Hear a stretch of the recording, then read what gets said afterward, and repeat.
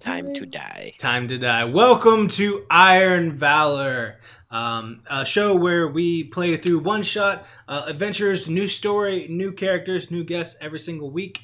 Thank you all so much for joining us this evening. I want to go ahead and announce our guests for this evening. We have the wonderful Deanna and Brent, returning guest of the show.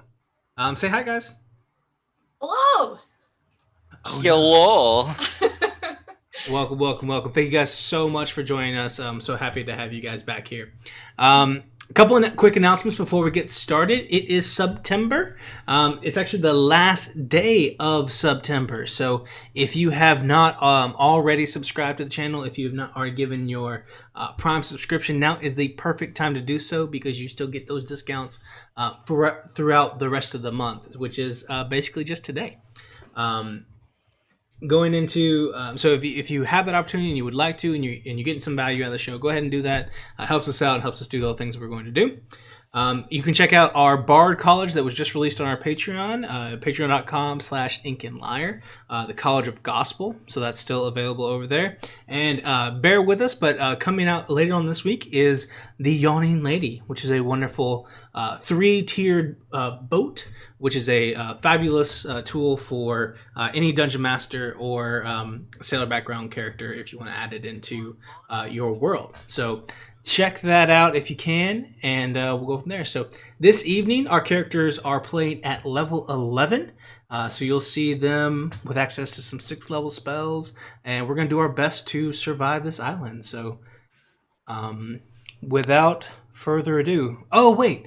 As we're going throughout this game and throughout the session, remember you can drop coins and gold pieces to your favorite adventurers using the commands. Lauren will drop that command list in the stream chat here just a little bit. So you can toss Valor coins to your favorite champions, give them luck, you can bless them, you can curse the environment or the enemies they're going with, so you guys can be involved with that as well. So super excited to have you guys do that, and we will... use those coins during the break to maybe help them out and give them some extra love going into the last session or last, probably death. Depends on how many are already dead. Hard to say. So, without further ado, let's get into tonight's episode of Iron Valor.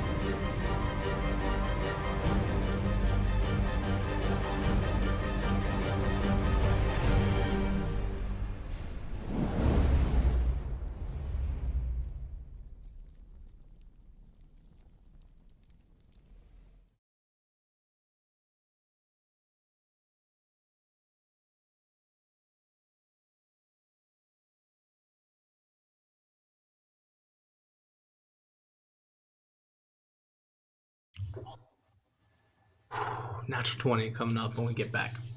Oh yeah, for sure. We're here now. So, it was a raucous evening here on the island. You and all of you as a group were instructed to come to this wonderful island and find a premier, perfect location for a brand new resort.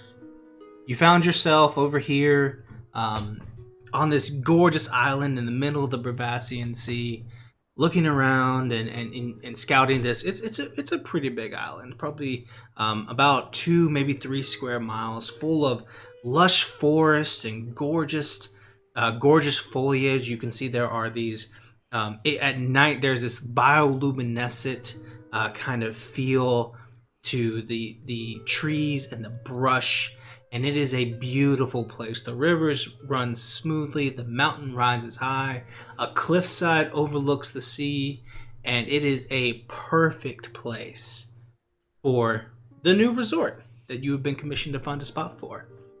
In fact, your communication that you've had with your employer is such that last night you were able to obtain their signatures on a contract to buy the entire island.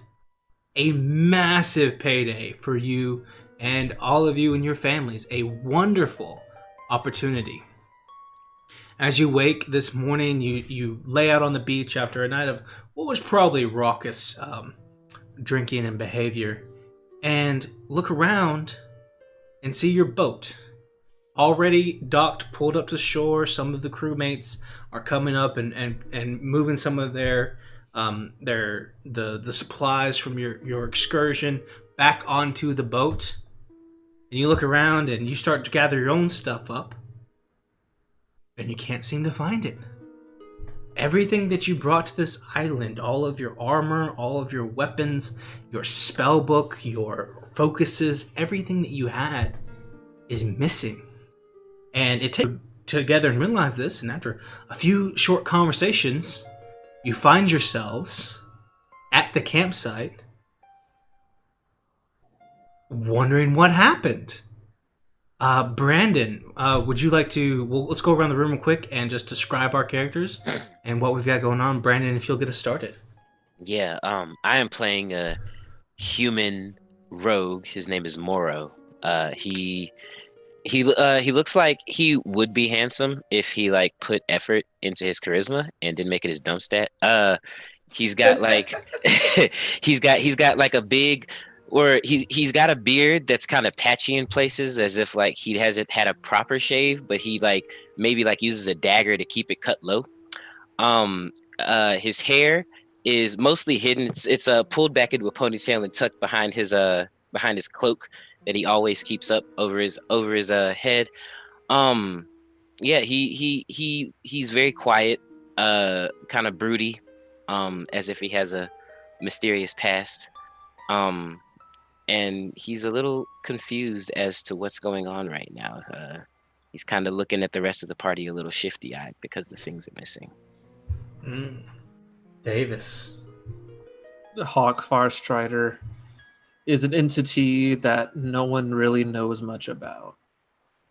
He has on a hood that is riddled with purple metallic thread and arcane sigils.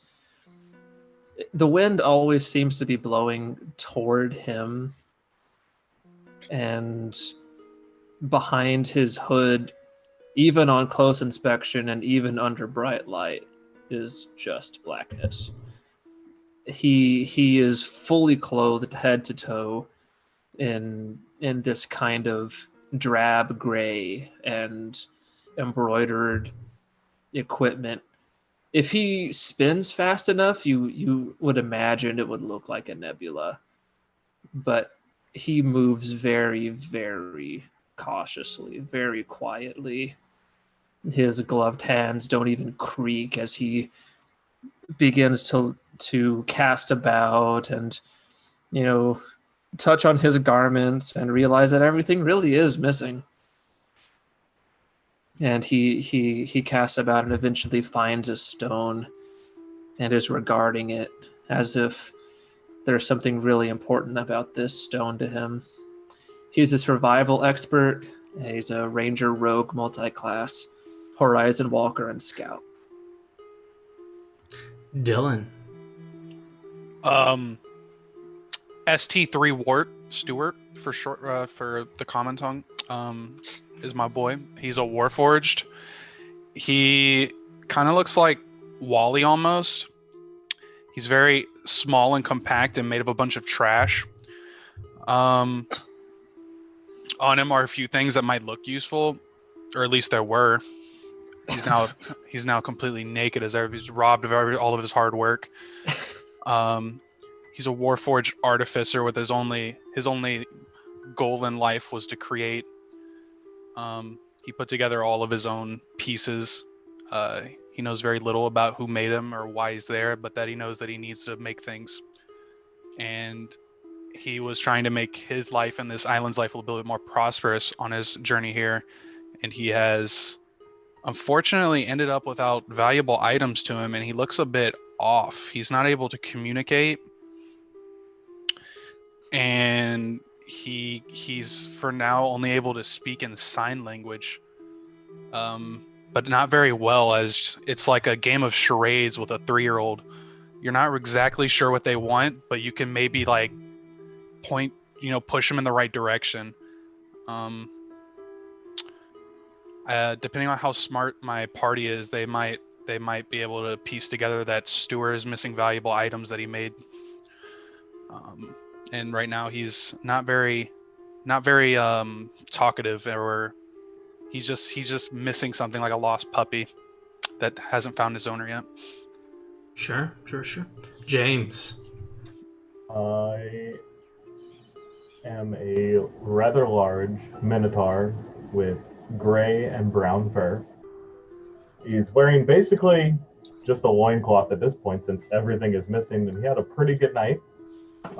He got pretty drunk, and he's looking around at all these people who are also missing most of their equipment. And he's just looking, wondering what happened, trying to decipher the situation. He's a paladin of Ioun, and he's a little upset right now. He's gonna wander off and take a knee and do a little prayer session while he waits for everybody else to gather back to this central point. Deanna. Well, her name is Skew. She's looks like maybe she's in her mid-20s, maybe a little bit younger. She's kind of tall, lanky, very skinny, freckles all over, like a gingery brown pixie cut that just all up on her head. She's running her hands through it all the time. And without armor or anything, she's just got the equivalent of an oversized t-shirt, like almost to her knees. It's a tunic, but it looks like pajamas. And she's not wearing any shoes. And she's currently just like dashing around on the stones of the beach, looking for a reed or a little piece of seaweed or like maybe some grass growing near the beach so that she can try to do something. Perfect. Just And skittering then- around. And then Brent.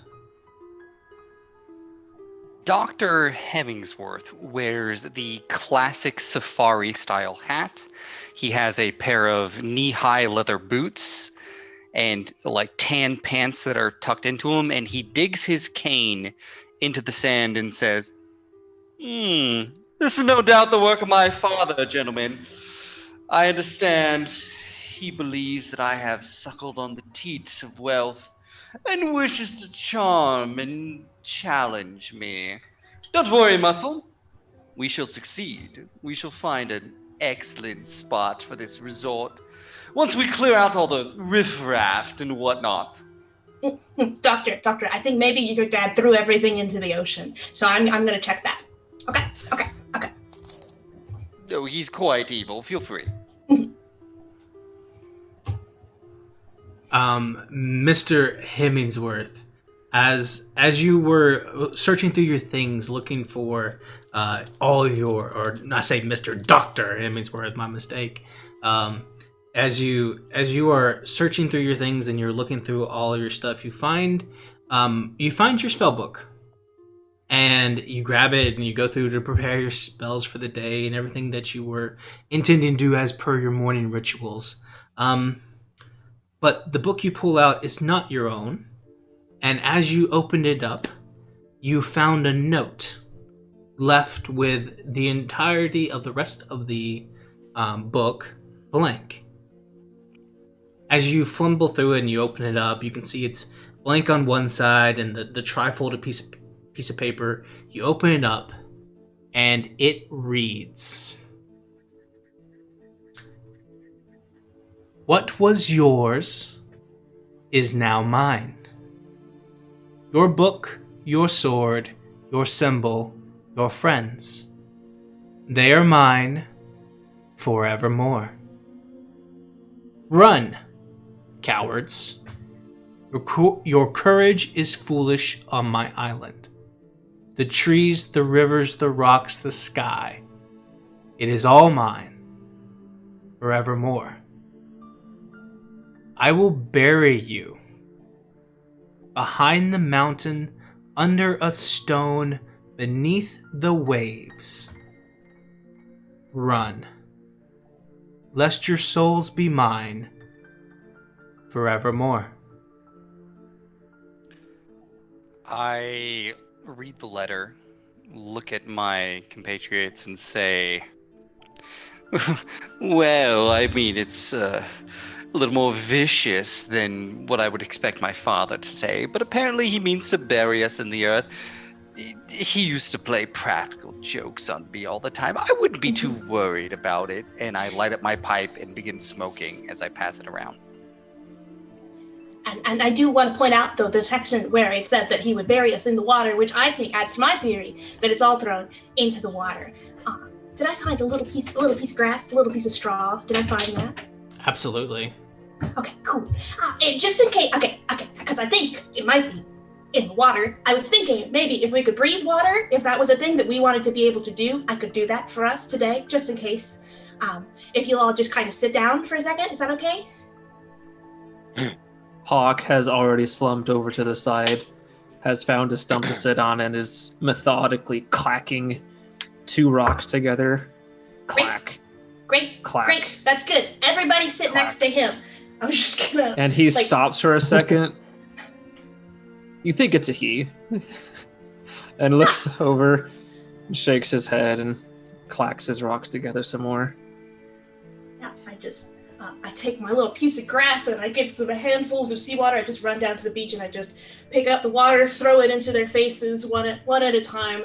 It doesn't take very long at all. It only takes an action. So I just all over everybody's face. And for the next 24 hours, we can all breathe water if we want to, because I do think it's probably in the water. The droplets you spray in his direction just kind of through the mask, and he goes. Right.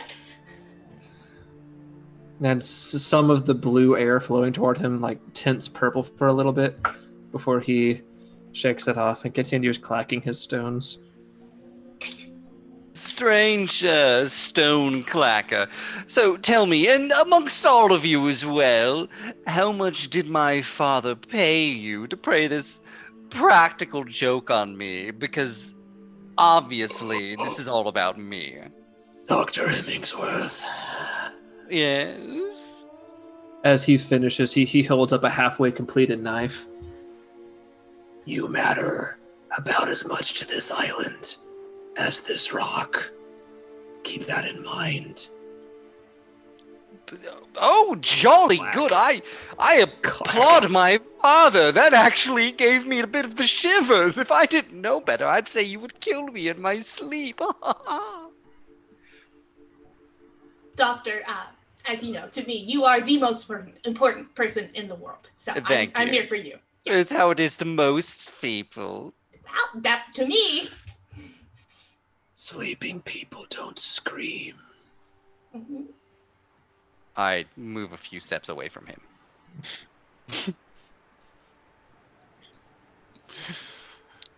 Stuart's just like walking around, just like patting down his own body, just completely lost on what's happening.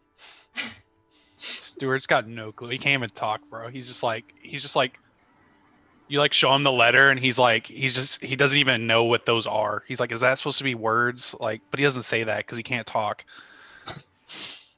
As you guys are all looking around, seeing Stuart befuddled at his predicament and wondering where all of his stuff is, the things that are so important to him, You look around your campsite, and it is a mist with footprints and people moving back and forth from the crew. You can see the remnants of the fire that you had last night, a couple bottles of rum, one of which is broken, the others are fine. And you can see that where there are many paths that lead forward into the forest. There are two sets of footprints that lead to the right around the beach, and then a single set of footprints that lead left. And of course, there's all kinds of where people have gone into the woods to use the restroom or doing all kinds of stuff. But there are certain trails that lead to and from your campsite. Of course, there's the boat. So, as per this, as per the letter, he said to run, or they said to run. So, what do you guys want to do? He also listed a bunch of places where he was going to bury us. And I think maybe instead of burying us there, maybe he buried our stuff there in those locations that he listed. Oh. Okay, I'm so glad we're all on the same page. That's great. That's great. I like it. Stuart starts banging rocks together, seeing Hawk, and he is making an army of knives right now. Yeah, Like Hawk thought he was gonna survive. He's getting sticks, bro. He's making spears and stuff. He's like points on stuff, and he's crafting, and he has enough stuff to suit up an army right now. He's going at it. Yeah, Moro's a little bit more old school. He's just gonna walk over to the broken bottle, pick it up, and examine it. Does it look sharp? It looks very, very sharp. Awesome. I'm glad nobody asked where Stuart got the wood because it was actually from the boat. Stuart went to the boat and started ripping up planks to make spears. Stuart's going to continue till there's no boat left. That's a lot of boat. That's a lot of boat. That's a lot of spears. Stuart only cares about creation. I'll understand that you are distraught, but my father would never do anything to hurt me. It's not like he locked me in a closet and filled it with snakes and rats. I mean, there was the one time, but it's just a scare tactic to make me rise up to be a better man. You don't need those weapons. You'll be fine. You are an imbecile. And your father has a strange sense of humor. Stuart can't comprehend language, but his head starts shaking yes. So maybe let's take another gander at that letter there. So I remember there was one in the water, which is great, and then there was one beneath a rock under a mountain. Is that what it was? What were those I've already places? forgotten about it. I wouldn't know. Could I have those places? The trees, the rivers, the rocks, the sky. I will send it to you. Trees, the rivers, the rocks, the sky. Could I roll a survival check to see how well I make this stupid knife? You're a pretty talented adventurer. I mean, you can make knives. Like, it's a good knife. I can. You said there's still like good bottles of rum. It's just a good knife. How long does one take? You could probably make one, like, gather materials and everything, somewhere between 10-15 minutes. Like, with what you got crude, if you want to make it a little better, you can. Take more time if you want to, but... I'll make 2 crude pretty quickly and just continue to refine them as I then continue to craft them and study these tracks. Sure. Well, you can't do both. Which one are you doing? I can do both. Make a knife and look at tracks at the same time? Mm-hmm. Okay, well, there are definitely tracks in front of you as you're making your knife. I'm proficient in survival, so I'll assist you with not with your knife, but with the... You know what? Skew. Give us a survival check with advantage from our dear ranger. I would like both of you to roll survival. Okay. I've got a... how do...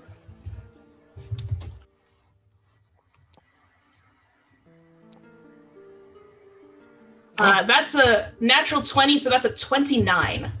That is a good roll. That is a very, very good roll. So as you're good, what'd you roll, Davis? Sorry. 22. Both of those are excellent rolls. As we are beginning to go out here and look at these tracks, you can see almost all of them are humanoid. They look like they are from the crew and their people. and your people going in and out of the city. You remember looking at the letter that was left for you. You do remember there being a large lake on the left side of the island. If it wasn't just exclusively in the waves. And then, is there a mountain that we can go behind? There is a giant mountain looking over there. You can see it way up in the sky. That's on the north side of the island. And then the rocks, I will say with a natural 20, you remember seeing a very large cliff face as you were coming in on the ship, and it looked like there was something that resembled Pride Rock up on the side of that on the side of that cliff face. But as far as the tracks and everything that you're seeing there, there's so much out here scattered around. Even with a natural 20 and 22, you can't really see. It's really hard to determine if anyone was coming in or out. It's just kind of everywhere. So I share the 3 locations that we probably want to look. So do we have a preference? We can all breathe underwater, so that's not a problem. But if there's anything else we want to do first, do we want to do the mountain first? Let's go to the lake. Right? Yeah. Wonderful. Is that in the way of these sort of footprints? Because I feel like those might be the vagabonds that stole our goods that we have to get back. Are they? I mean, they're leaning to the left. There is a single set of footprints that go that way. Towards the lake? They head towards the lake, yeah. Can I more closely analyze these footprints? I can tell exactly what type of creature, how many, and how long ago. Sure. Make it. I guess that's a survival check, or is that just something you do, Mr. Ranger? That's just something I do. You can definitely tell that these are humanoid footprints, and they were left sometime last night. Okay. And as he gets really uncomfortably close to the ground, this trail of rock chips following him wherever he goes. He has 2 knives that he puts in his belt. They're nice and handled and everything now. And he starts like slithering on the ground as like little holograms of clues float into his head. And then he just kind of points. Several. That way. Turns back. Last night.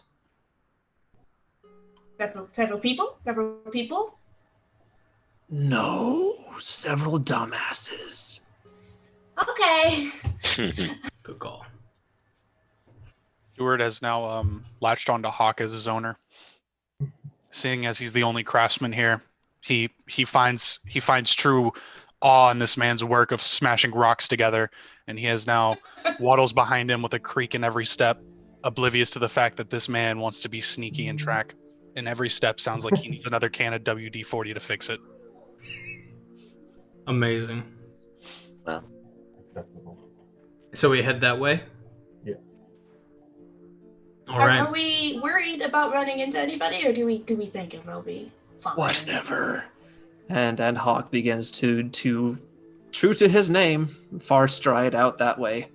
Okay, I don't cast Pass Without a Trace. I can keep walking. And he is moving stealthily. Yeah, Terrifying. Mora will also begin moving stealthily, like just observing the surroundings. All right. I'll move stealthily, but I'm not using a spell slot. Okay. It doesn't take long. You walk this way probably about 30 or 45 minutes or so, heading west along the island. You come around the corner, and you find the path that you walked before that was familiar in some way, and you start to head off into the trees. The canopy is thick as you enter into this space, and you can feel the heaviness of this kind of almost like rainforest kind of environment hit you as you're moving into the space. And as you move into this location, let me set our music here. A little bit too loud. That's more like it. You move in. You move into this large area, and it is not exactly as you remember. The bioluminescent nature of most of what the underbrush and everything was that made this place so beautiful kind of has this previous Avatar like feel to it. You're not getting that as much anymore. It's darker than you thought it was before, and things are starting to kind of fade. On top of that, you start to see all of these little gold coins that were previously not here, just kind of scattered about. You'll see one here and one there. Every now and then there'll be like a little small pile of 6 or 7, just kind of almost like trailing out, very Hansel and Gretel style. They're kind of everywhere. You come to a clearing. Don't touch. You come to a clearing where there is where a lot of the sand has been excavated. You don't remember this being here previously, but off to the side of the path, probably 15 feet off to the side, is a shovel next to a hole that's being dug down. You take a few seconds to look over there. You can see there's literal buried treasure. And while this is interesting and unique, it kind of is a little unsettling because there are dead bodies everywhere.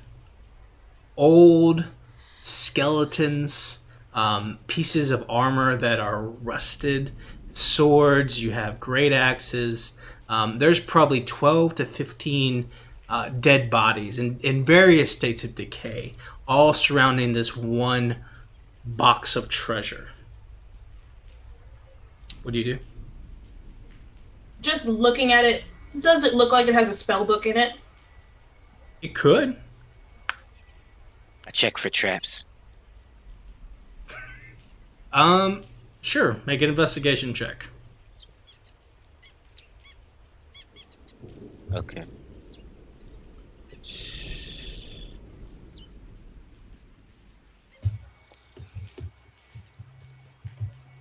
It's not the greatest. That's gonna be a 8 plus 16. You start looking at the chest. You don't see that it's strapped. All right, Moro will cautiously approach the chest, kind of in a crouched position. Mm-hmm. He doesn't have his tools on him. He absentmindedly reaches for them, but they're not there. He's like, oh yeah. Sensing that it's safe, he'll walk over to the chest and attempt to open it. Sure. What are the rest of you doing? I'm in the inspecting back. these corpses. Yeah, you said there were weapons? Yes. You go around and look at the bodies. A lot of it looks very common.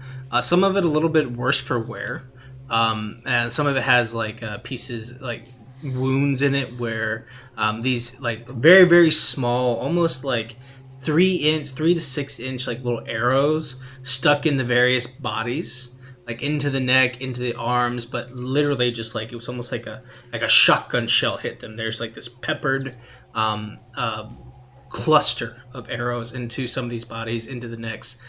Some of the armor looks like it's warped slightly, like it's been bent or just, like I said, warped. But a lot of the armor looks usable, and much of it is, in fact. You could find some studded leather, and you can find some chainmail among all this stuff, as well as a variety of various weapons.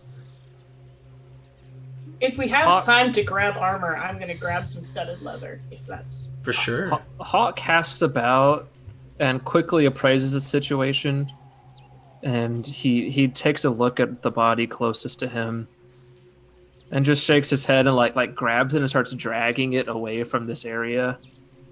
He Sure. doesn't like being near these people right now. He thinks they're making a dumb mistake. Stuart follows. Super follows.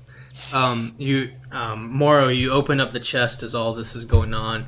You flip it open. Inside, you find 2 diamonds. That's it. No additional gold, no silver, no platinum. There are 2 small diamonds inside the chest. Moro will look over his shoulder at the rest of the party milling about, look back at the diamonds. A sinister smile creeps over his face as he pockets them both as stealthily. He does a little sleight of hand and pockets them both. Give me a sleight of hand check. Oh, definitely. Everybody but our dear ranger. What is your passive perceptions? 15. Don't I ask don't me. see it. 19.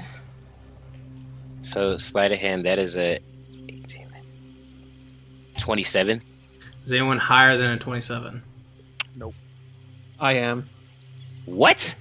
Oh, your boy. Oh, No, wait. I have a 26. I'm sorry.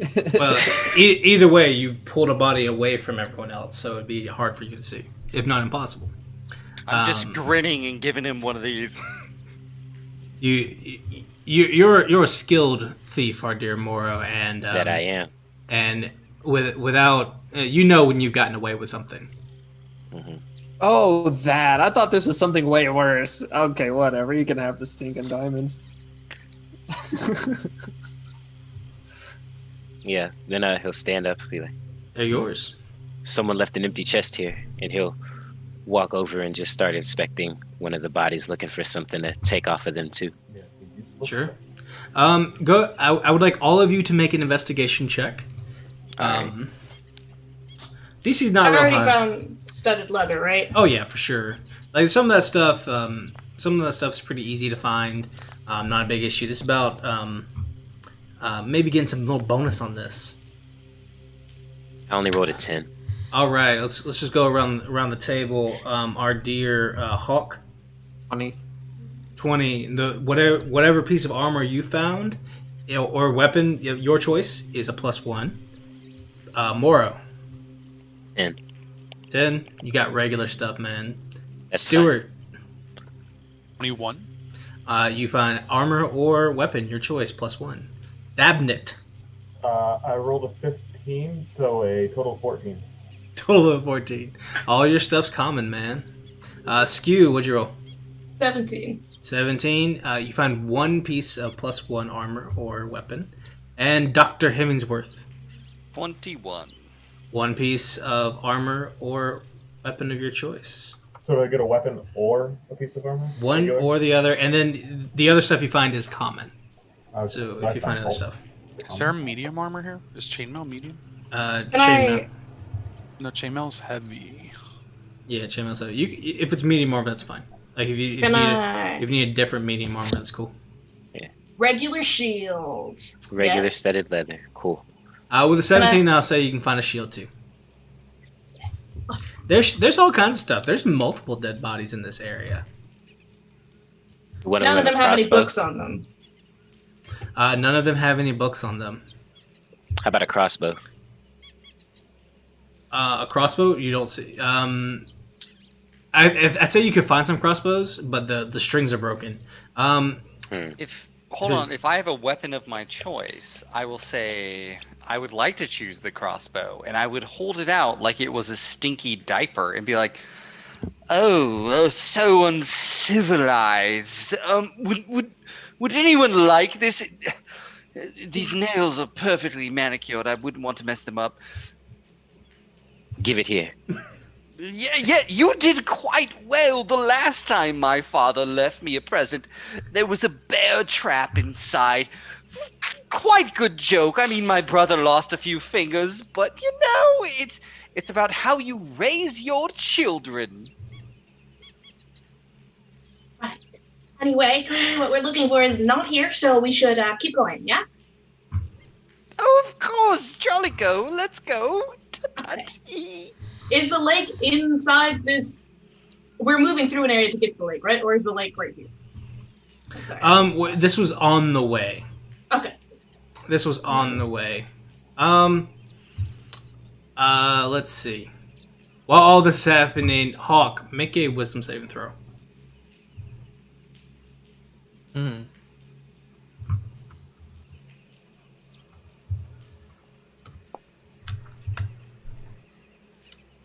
That's going to be a 15.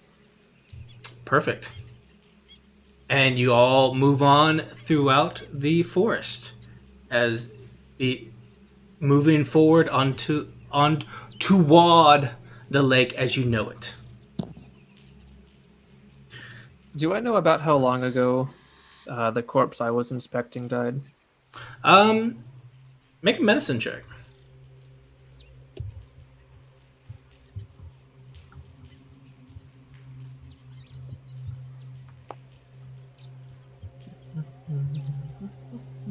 17. 17. You gather this corpse died probably in the last 2 months. So this was before we were here. This was before you were here. Doesn't look like anyone you know. Interesting. And they all look like human corpses, right? Nothing jazzy. Mostly human. There's a few. Yeah, there's a few that are like elves and dwarves and things like that. But as a general rule, that's what's happening. They're mostly humanoid-like creatures. So nothing out of the ordinary, I would say. That's for sure.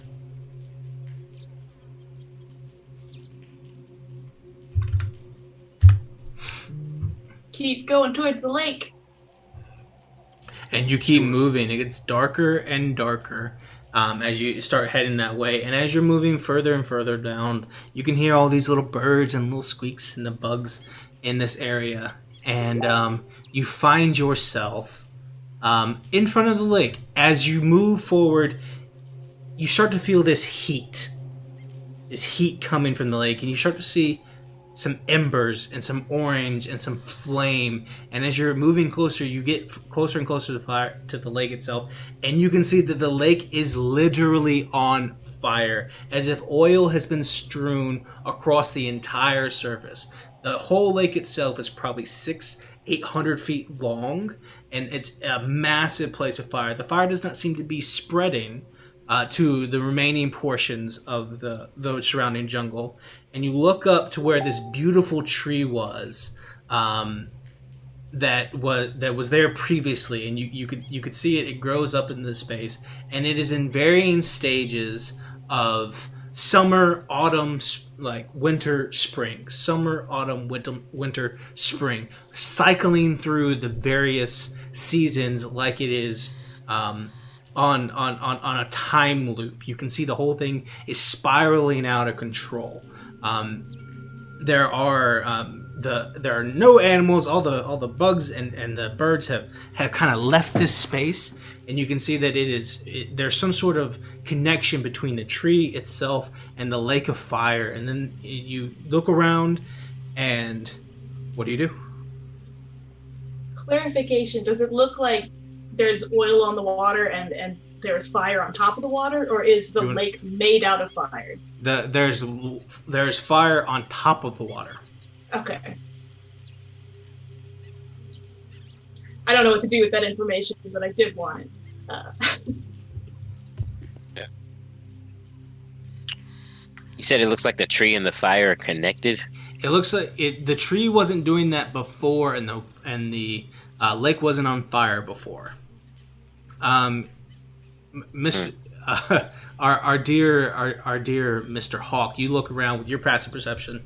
You can see that a lot of the bank of this river, of this lake, everything around it has been looks like it's been very much turned up in the last probably 3 or 4 hours. And there are tracks everywhere. Some of them very, very small. Some of them look like they are not made by humanoid creatures. And you see these large stone glyphs spaced out about every 100 feet or so along the bank of the river. Or bank of the lake. And he drops prone and slithers across the ground like he does, and like orbits one of these glyphs. Gets within like 10 feet of it, just kind of trying to feel out its energy and its properties passively, like he does. Stuart's right behind him, clanking in chainmail. Clank, clank, clank. No heed paid. He's like tripping over it. Are the rest of us at all aware of the arcane glyphs? Yeah, as soon as Hawk sees them, he would have pointed them out to the rest of you. They're not hard to see. They're massive. Very, very, very much intentional, it seems. I'm gonna excitedly whap the wizard on the shoulder and start pointing at them. I say, well, I am a very educated person of the magical practices, but unfortunately without like a valuable gemstone or something. I'm fairly limited.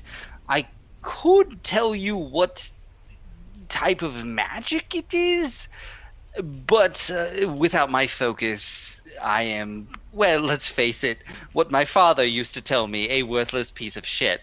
So, but if you could find a few eggs, I could do something. 2 types of eggs. Eggs. Yes, Eggs. just like 2 types of eggs. That's all. Unless you have valuable gemstones. But I could tell you what school of magic it is. That would be great. Yeah, if you could just do that part, and I'll start looking for eggs. I have to admit, this is the first time Father let me out of the house because he said I was too much of a disappointment. But I'm not going to be a disappointment this time. So, yes, I can detect the magic if you would like to look for eggs. You are so different than what I remember. But yes, go ahead and figure out that school of magic. Do we need the eggs before we do that? It's spell component. If you want to let them just like make a survival check. Sure, yeah. So Real quick. we definitely do need the eggs for that. So, yes, give us a survival check. Skew. Survival check. 220 plus 9. Well, that's. Oh, well, that would be why. Okay, just a second. That's another nat 20, so that's a 29. Jesus. Give me your eggs! Just roll all the natural 20s. 2 types of eggs. You Give me find all of the eggs you have. you find 3 types of eggs. Among the group. One of them's a penguin egg. It's amazing. You haven't even seen penguins. I don't even know what this is, but it's an egg, so does this work for you? Does this help? This is excellent. While you were gone, I did a little bit of detecting, sort of the magical source, and I know that it is this type of aura.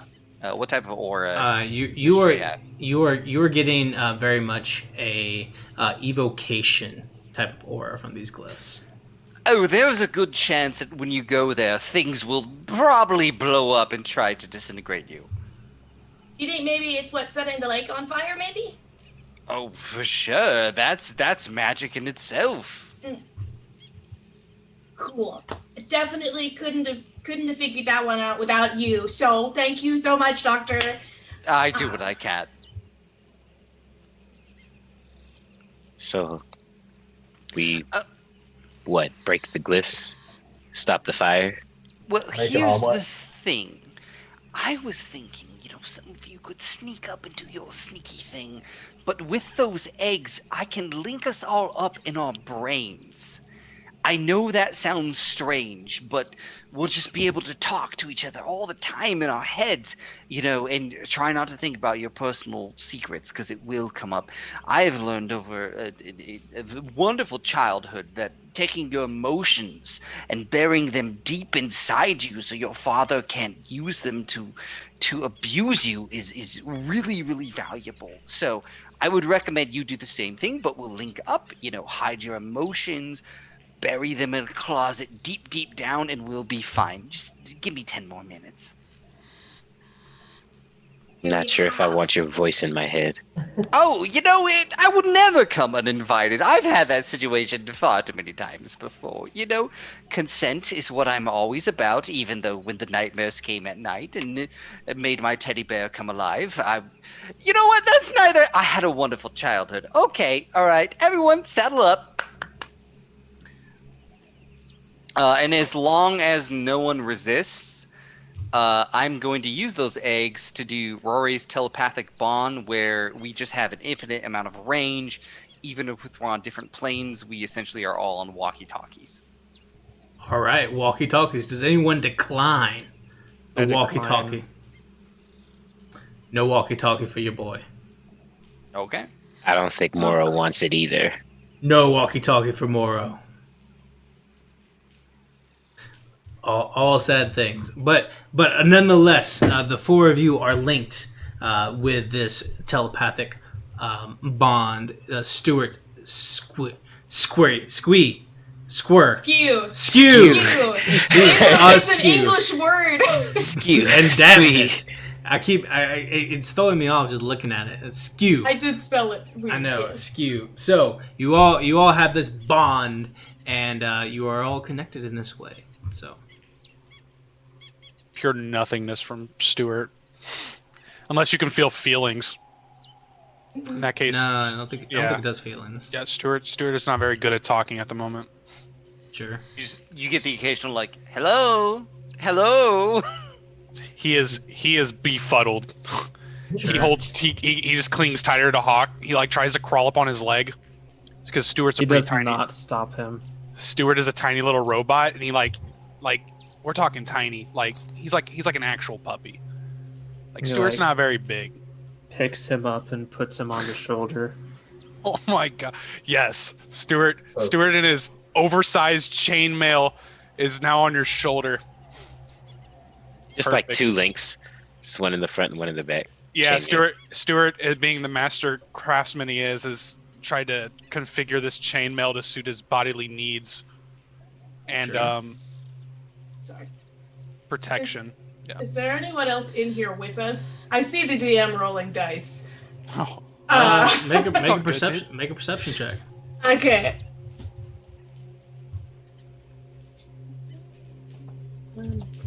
I would like another natural 20, please.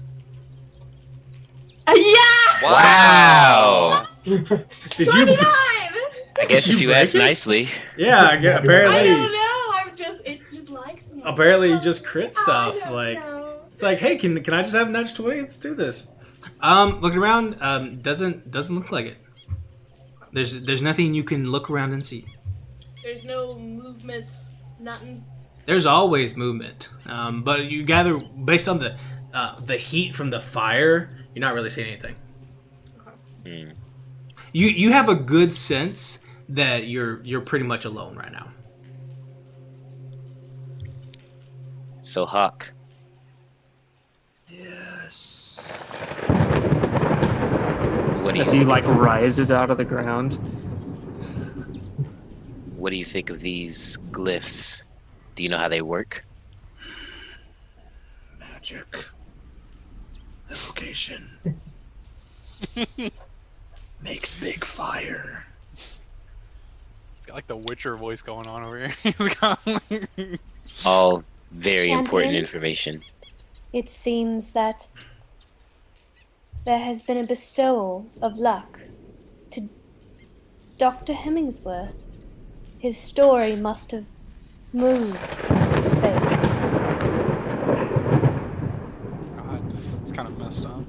Story of abuse has moved somebody. Yeah. I think there's- it's sympathy at this point. There is some Yeah. there's Yeah. some He doesn't know he serious, had a terrible childhood. like serious Poor daddy issues going on right now. Like, it's bad. All right, what are you guys doing? You could punch it.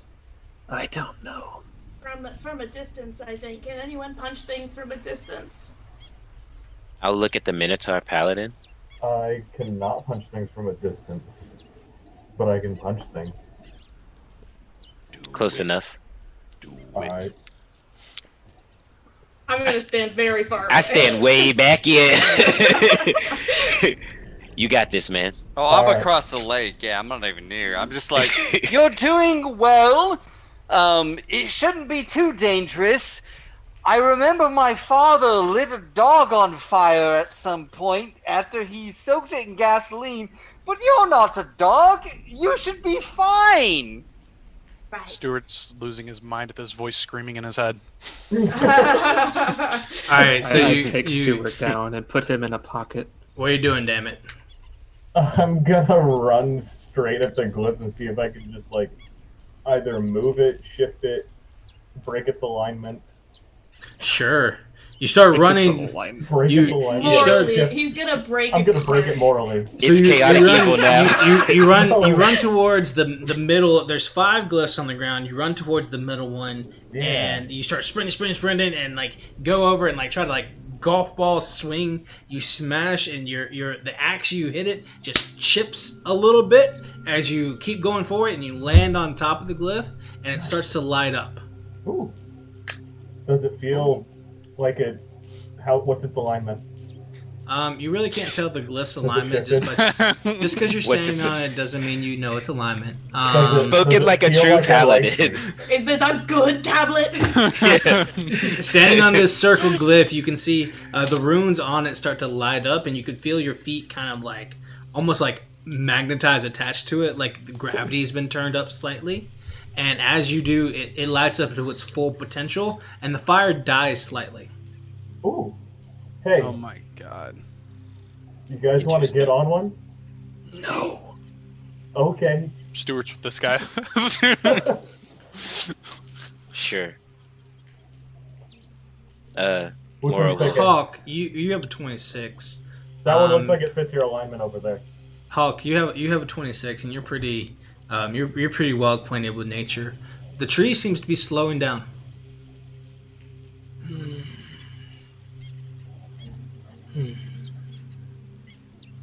I don't want to stand on those.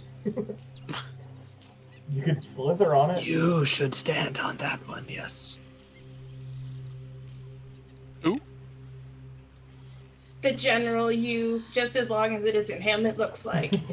Oh, quiet. Yeah, I'll stand on one.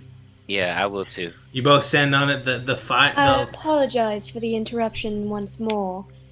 It seems Lotsky deems luck once more to Dr. Hemmingsworth. Yeah, I know who this is. Back to back. What?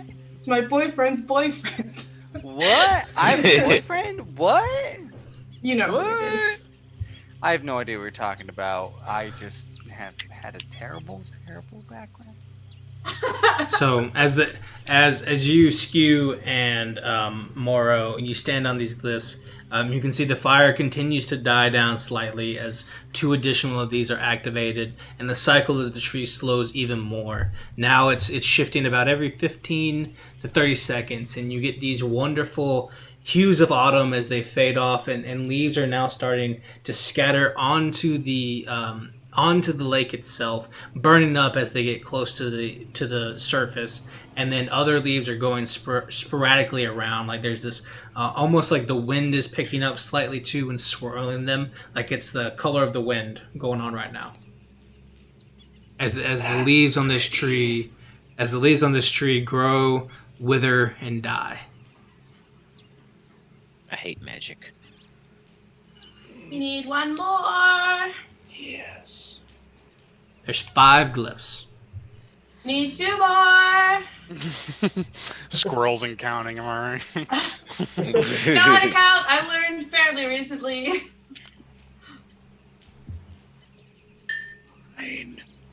As I Who's not standing on one? go off into the forest and go off and find the next one in line. The next what in line? I think all the stones are around the lake. I don't. They're kind of like looking around the corner. They're just kind of like arched, probably about 100 feet apart. Oh, they're 100 feet apart from each other? Yeah. This is a trap. What? Wait, what do you mean this is a trap? Do you go stand on one? Yes. You stand on one, and the fire dies even further down, and now it's just small pieces of small little bits of ember, like a pilot light on a grill, still glowing up from the surface. But that is all. Stuart awaits commands from the pocket of Hog. Takes him out of his pocket, puts him down, and pats and points. Stuart, not completely lost, understands sign language as his only language, and gives thumb up and heads over. You step on the last one, and it starts to get the tree as you step on it. The tree stops, dead, withered, and in the middle of winter, as it stops in place. and it starts to get colder in the air around you as the surface of the lake itself is completely devoid of embers and fire. It doesn't even look like it's hot. It looks absolutely glassy. Looking around at it, at the bottom of the lake, there is some sort of glowing object. Does it look like can we see what it is, or is it just it's glowing? You for sure cannot, because you're on a glyph that's like 100 feet, like 20 or 30 feet away from the surface. You can see the light from it. Seeing the fire die down, Moro will hop off of the glyph. The fire comes back. Interesting. Doctor, do you want to be the only person who investigates the strange new object, or would you like to nominate somebody else to do that? Maybe someone who can turn into a killer whale. Maybe not. Well, I mean, I was staying outside of the radius of a possible explosion, but since these are people who are no doubt hired by my father, and if they die, he will give me the bill like he did many times before. Not to say a lot of our company employees have died or anything. Doctor, you could say yes or no. You know, let's go up. Yeah, if any magic happens, I will do my best to take care of it and keep my employees alive. Hey, I'm better than my father, because he never said that. He was always like, they're Doctor, dying. shut up. I'm sorry, scary demon of death. Yes, let's go. I nominate the cow to go into the water. Who? The who? A cow? There's a cow? Right? Isn't he? Isn't that what you are? Who? The hand disappears inside the blackness. Isn't there... I'm sorry if it's not a cow. A cow? A what? A where? I don't know what it's called. It's called a minotaur. Sure, the minotaur can go into the water. Wow. I don't know. I haven't been around that long. Stuart's not very intelligent, but even he is offended. There's nothing wrong with being a cow. It's a perfectly good thing to be. How do you feel about being a cow, damn it? God damn it. Doctor, would you mind trading places with me then? Such a sweet one this is. And so Bionic Wolf deems luck to skew. Hey! Very nice. Racism! Jesus. I would love Thank you. to trade places with you. I'm just going to stand a few feet away, and if anything tries to incinerate my new employees, because I see what my father is doing now. This is my chance to run a company, and we are part of a company. And I don't want my employees to die. I want to have them... Shut up. Except maybe that one. If he dies, I wouldn't be too upset. Stuart but gives a yes, thumbs just up. go alive. Stuart gives a thumbs up. Brave of you to assume I'm alive. All right, are you heading down in there, damn it? Yeah. All right, you make your way Go. down. You switch spots with the doctor, and you step off into the space, and so you get closer, and you can feel the chill all over yourself. You already have water breathing, so that's fine. You're gonna leave your new armor you acquired on, or you're gonna take that off? I'm going to probably take it off so that I can move a little bit better. Sure. Pull that off. Drop the heavy armor. So now you see this cow walking forward. Is this going to be a thing now? This cow walking towards the water, and so as all of your friends are standing on these glyphs, not 20 or 30 feet away from the surface themselves, you feel a chill in the air, and the rest of you can all feel the cold setting in as well as we get closer. As you get closer and closer to water, you step a hoof in, and you can feel it through the bottoms of your feet as it's coming up your body. This water is freezing, and you step in.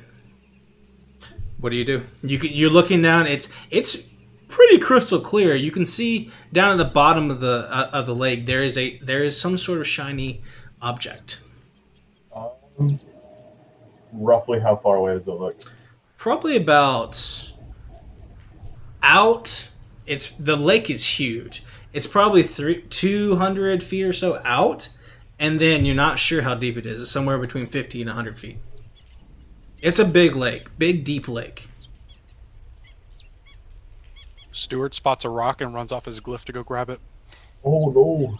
He's touched. Burn! He's on the water, and as you step off of the glyph, nothing changes. His feet are in the water now, and it's just starting to get cold. But you step off, and nothing happens. Cool. Stuart grabs his rock, heads back, and he starts banging his rocks together just like Hawk taught him. Trying to make a knife. What are you doing, damn it? I guess I'm gonna go for it. All right, Let's go for a swim. You dump it. You jump into the water and you start swimming, and you start going through, and you start moving your way further and further into the ocean, or not the ocean, into this lake. Swim. You can breathe the water, and as it goes in through your lungs and fills your tummy. All of the lungs inside your body, as large as they are, being a minotaur, it is cold from the inside out now, and it is shivering. Goosebumps all over your hide of this cow, and you continue to swim, and you start moving now. You get about 100 feet or so. You're about halfway there when the rest of you on the surface start to see little icicles start to appear on the glyphs you're standing on. And the tree itself begins to, looking up at the tree of seasons up there, it begins to almost snow cover over. It's completely against the tropical nature of this island that you're on, but it is getting colder and colder and colder, and ice is starting to form around the glyphs and on the tree, and they almost start to icicle down as well. Daniel, how was a 3 for making a knife? You got 2 sharp rocks. Cool. Stuart runs over to Hawk on his glyph, and he presents his sharp rocks. Once again, leaving his glyph. He takes both of the rocks, and he hands him one of his actual daggers, and starts using these 2 rocks. He fishes around, finds another one. He starts using them as a flint and steel. It's going perfectly. All this is happening upstairs as you continue to swim down, damn it. And you keep going and going and going. And Go ahead. If I could, I want to try to grab a slightly larger rock, hop off my stone, and stand close to the edge of the water. Sure. How big is your rock? Baby size. Small rock. No, like a human baby. Oh, Child size rock. Yeah, great description. The size of a human baby size rock. Yeah, Got it. Got it. Perfect. Yeah. Chill. All right. So you get up there and you find a rock and you got it. And now you're cradling this rock child as you stand close to the river or close to the lake. Damn it! You start moving closer and closer, and you get down there, and you can see a backpack. It's one of your friends. In fact, you notice that it is our dear Deanna's. It's Skew's stuff. You can see there's her druidic focus. There is some acorns, like miscellaneous like trinkets that she's holding on behalf of the doctor. All that kind of fun stuff. So you get down there, and you're as you get ready to go up to and grab it, some sort of water serpent comes up and bites you, or tries to bite you on the arm. Rude? Does Probably. as this viper comes up and gets you, does an 18 hit? Yes. Make a Constitution saving throw. Oh no. Here we go. Die. You're a paladin. Oh no! Oh no! I'm telling you, digital dice hate me. That is a 9 right there. You pick up the pack, and as you get it, the snake bites on your hand, and you feel the poison come into your veins, and you feel the paralysis sneak into your body. And go ahead. Sorry, go ahead. Oh, all right. I have a request. Since Dabnit is the only person who has shown my character any form of like respect or anything, I would like to be next to him when this happens. Dabnit? He's in the lake. Yeah, he's in the water. I would You like want to be like, in the lake with him? I think I follow him. Like I didn't want to interrupt because of what was going on, but like I'm attached to Dabnit. Like he's the only person who has taken my dumbass character seriously. I told you you're the most important person in the world. Well, you did, but like I know you can take care of yourself. So I'm kind of going to. Does a 10 hit? Does a 10 hit me? No. Oh, him? Yeah. Oh, why couldn't I have got that roll? That would have been nice. Does a 10 hit our dear doctor? 10 does not hit me. 10 does not hit you. So as this paralysis comes up you, Dabnit, the doctor who has after discovering that the glyphs were only there to require till you got into the water, has followed you down, and you're probably about 30 or 40 feet behind him, Doctor, and as you start to paralyze yourself, the snake that just bit you kind of like smiles, its eyes turn green, and then it vanishes like into smoke as your hand is holding on to this thing, and you feel yourself paralyzed in the water, breathing, of course, because you can breathe underwater, but you are stuck right there. Doctor, a similar type snake has tried to get you as well. It bites at you, and it catches one of your robes, and it bites through, and then keeps going, and it slithers off. What do you do? I try to talk, but since we're underwater, there's just like these bubbles, and water is rushing into my lungs because I'm not an adventurer, and I didn't realize what I was doing. You have a telepathic You got the mind thing, yeah. Oh, that's right. Yeah. Yeah, you did that. You did that, buddy. Yeah, you can still talk to him. You did amazing. Like, I was going to totally teleport you out, but, you handled yourself well. And I felt like, because I can't get spells back, I was just going to, keep the spells. You and Skew, best person. Morrow, kind of on the fence. The rest of them, they scare me. Like, I feel like they want to kill me. Let's keep that between ourselves. Business properties, we're doing great. Alright, let's go. You and me, Dabnit. I'm gonna pay you twice as much when we get out. Stuart is offended. So what are you? On the call, is he? What are you trying to do? Yes, he is. Everyone is on the call. Everyone heard that. Oh yeah, for sure. Everybody definitely heard it. So he's No. Dead Boy and Rogue didn't hear nothing. Yeah, they didn't take the call. That's true. They're too angsty to be on the call. Oh, they didn't take the call. That's right. They heard shit. That's right. True. So as you're swimming further towards him, you're almost there, and you can definitely get close to him. All the entire surface of the lake starts to freeze over, and begins to start the process of slowly but surely freezing solid. I'm there with my big ass rock, thudding the rock against the ice so they can get out. You are hitting like steel, and it's like breaking down, but like that first like few inches right in, you break all that up, but quickly you're seeing this is like 3, I realize 4, it's stupid. I 6. throw the rock down and I start shooting flame out of my hands. You throw the rock, it hits the ice and starts skidding across this huge rock, and it's just filling up all the way across, going all the way across. I say to Dabnit, are you good? Do you want to do something heroic? The ice freezed over, but when you're ready to leave, you let me know. We're good. I can't move. No response. Just no response. Just like, okay. Doctor, you look up. The ice is starting to come further and further down. The fire bolts you're Flames throwing. out of my hands. Yeah, you are just like Kamehameha wave fire flaming out, and it's burning it's burning and melting the top. But now there's this layer of glass that just instantly refreezes over the top of it.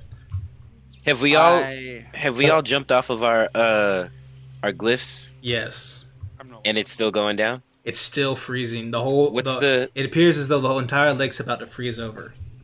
I'm still on my glyph. I'm still trying to light a fire. Still doing his best. Seeing the flame shoot. What's the tree doing? The tree is in various states of. It looks like the tree is maybe the source of this cold, but it's starting to wither and wither and wither, and looks like it's starting to. The way trees rot after they've fallen, and pieces of it are starting to fall off.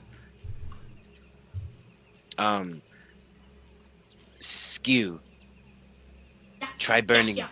Burn the tree. I shoot some flames at the tree. You start shooting from flames at the tree. Dr. Hemmingsworth, you're sounds like you're making this simple, right? Yeah, I just once he tries to communicate with me, I just grab him by the shoulder and dimension door back to the surface. Hey, great question. Dabnit. Damn it. How big are you? What's your size?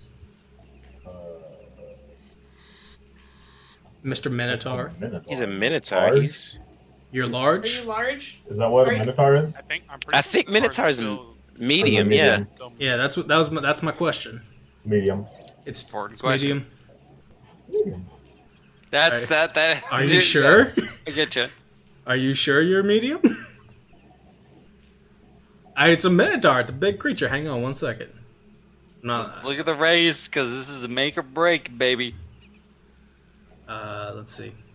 Minotaurs are typically 6 feet, 300 pounds. Your size is medium. Their size is medium. Perfect. Well done. Technically speaking, it does. With that, the doctor's gone. Dr. Hemmingsworth reaches up and grabs our dear paralyzed Minotaur here, and just as you do, you grab the medium-sized Minotaur, and where do you take him with this dimension door? Just up to the surface. You got a pretty good sense about how far you are. You're a smart guy. You get about 5-10 feet above. You grab him, pull him, and the bag, of course, that he's holding, and it comes along with you. And you both land out cold on the ground and immediately freeze to it. Not so much that not so much that it's going to be difficult for you to break out or anything like that, but so much so that you literally like stick on the ground. It's like sticking in mud. Damn it, you actually take a point of exhaustion from being in there for so long and being paralyzed. It was seeping into you so much. You're going to take 1 point of exhaustion, and you were in there the whole time too, Mr. Hemsworth. Or Get paralyzed though. yeah, he's still paralyzed, but you'll both take 1 point of exhaustion from the extreme cold you're facing now. Yeah. The flame, you all rise to the surface of this water and see the deer Skew tossing flames at the tree, and it's starting to wither and wither and wither, and it gets colder and colder and colder. The lake freezes solid to the bottom. The tree turns to dust and ash, and the climate returns to normal. I tell Dabney, well, I assume the rest of them are dead, so that makes you the VP. I'm right there on the shore of the water. They're like 30 feet away. Okay, I fucking run up to the doctor, I grab him by the shoulders, I go, you need to live! And I'm gonna cast Greater Restoration on him, so he loses 1 point of exhaustion. There goes your point of exhaustion. Whew. Our dear Don't go in lakes anymore, okay? Okay? Yeah? Don't do that. We're good. We still have a company. There's 3 of us. We're fine. Mm-hmm. Dabney, a minute goes by, and you feel your body's senses return to you. Do I succeed in lighting this fire? Yes, you succeed in lighting the fire. Yeah. Woo! I have a fire. You're on top of awe my over glyph. Stewart's face. He is awestruck at the craftsmanship of this man who just made fire from nothing. Literally, Well done. actually. in your hands, Dabney, you have the whole explorer's pack of our dear Skew in your hand. I just turn and hand it to her. Thank you. I take out a good berry and I eat it and I put it in my backpack. Thank you. That's great.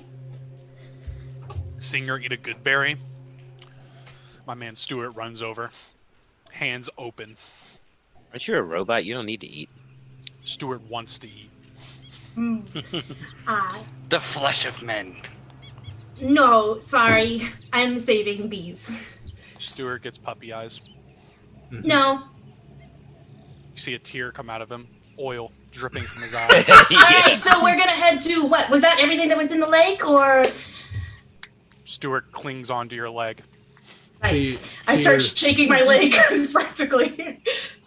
I take 2 lit pieces of wood and just kind of start addling that direction. The smoke isn't going up, it's going in.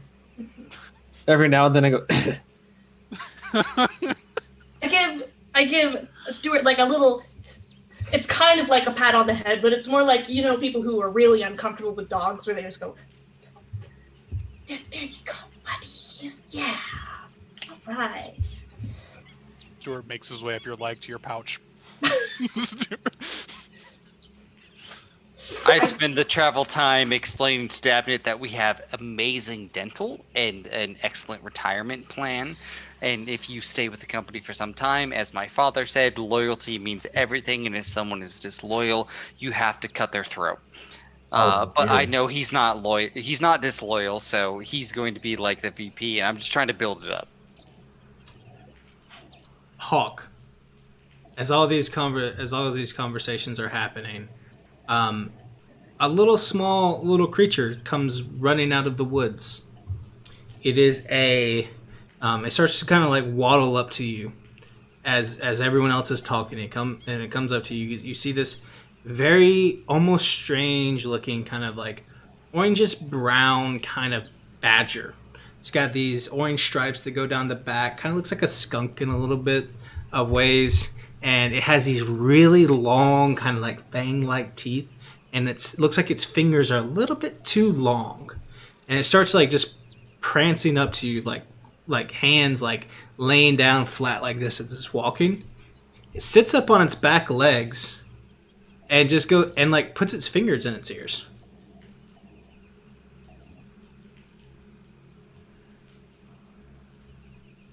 Stuart see it? Yeah, Stuart, you probably would have seen it too. Your head is sticking out of my backpack. Yeah, like she's looking that way, you're sticking up, you look around, and like this like strange looking badger is just holding its ears looking at our dear Hawk. Stuart runs over and imitates him. Stuart too now looks at him with fingers and ears.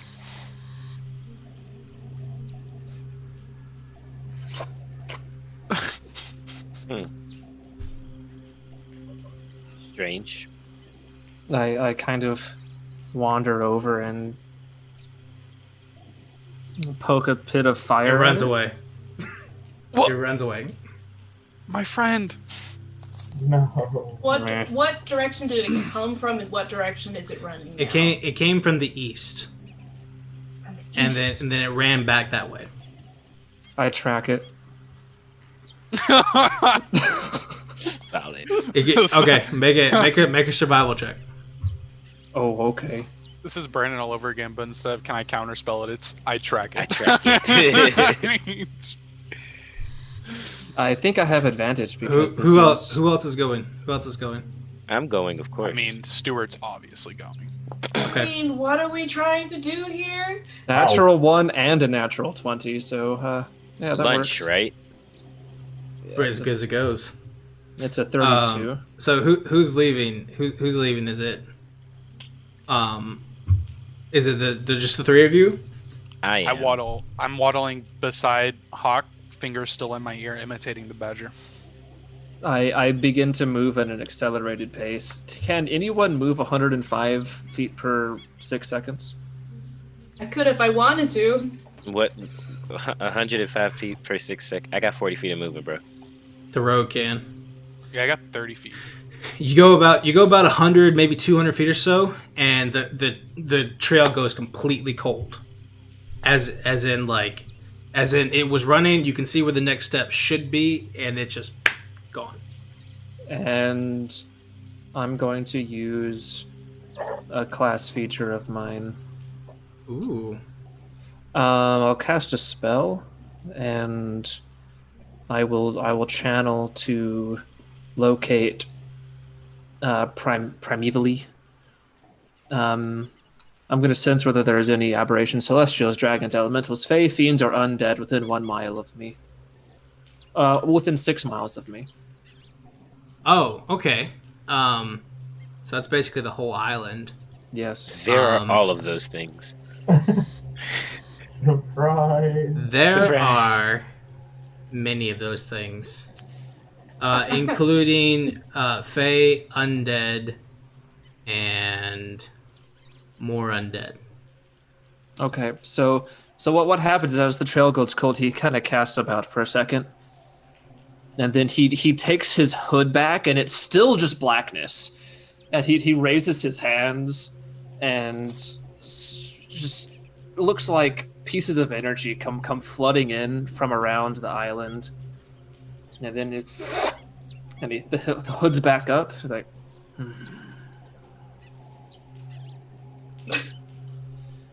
and then life force. and then he'll take a hand and grab it inside his hood and throw some energy out, and he will detect portal. If there is any planar portal within 1 mile of me, I now know its distance and direction.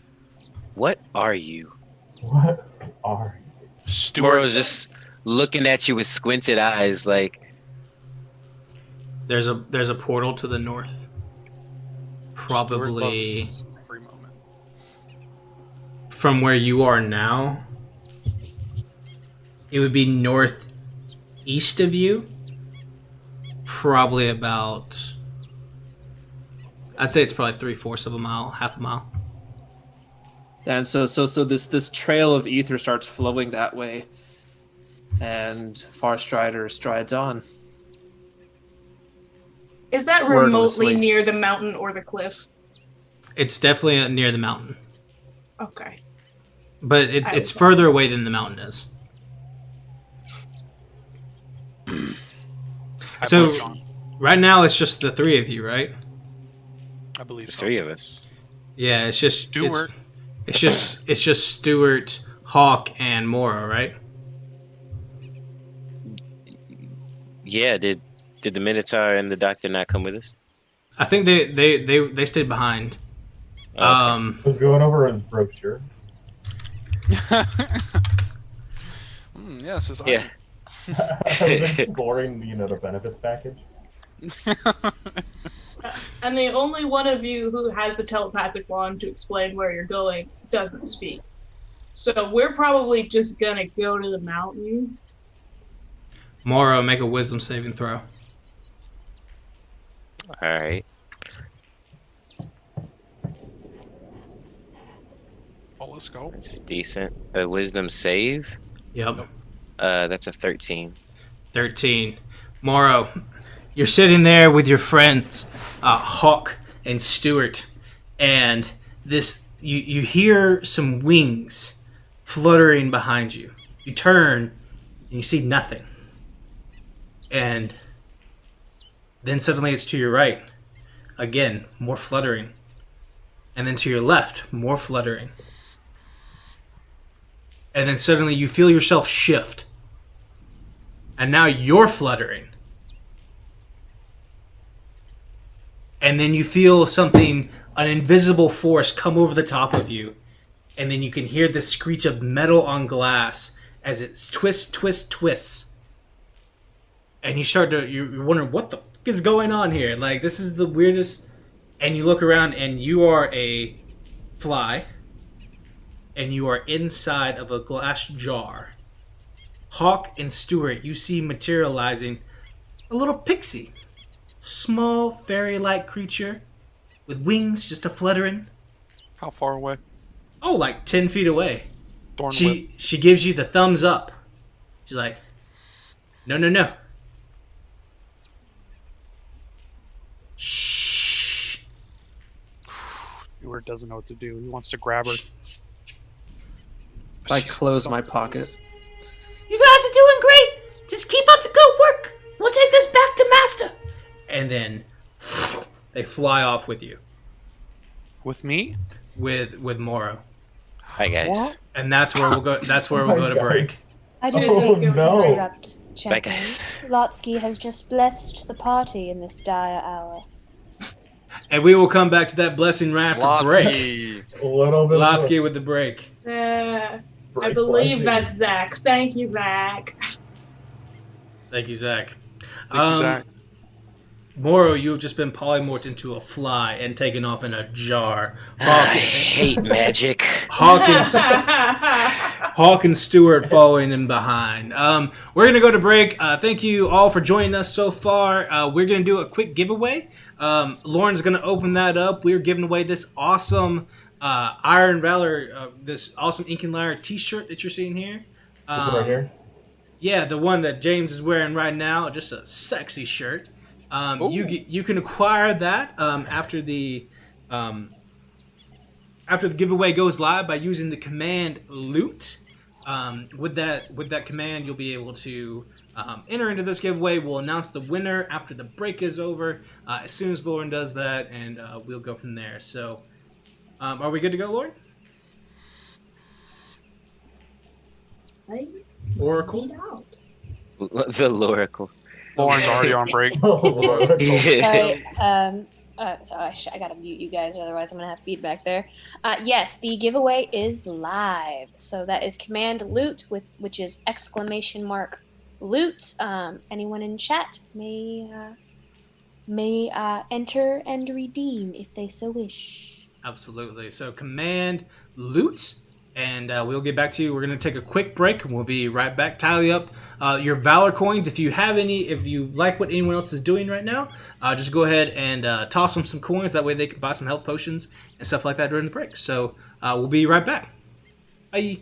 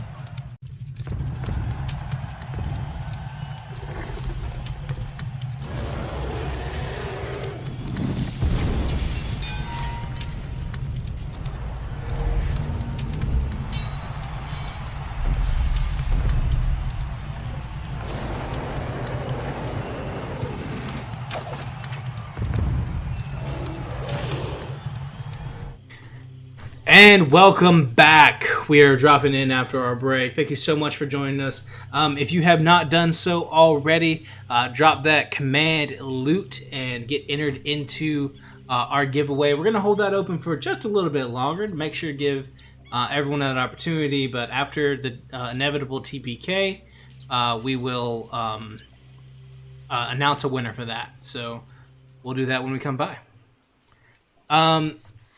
All right, so picking up where we left off, back over by the lake after a short excursion by Hawk, Farstrider, Stuart, and Morrow.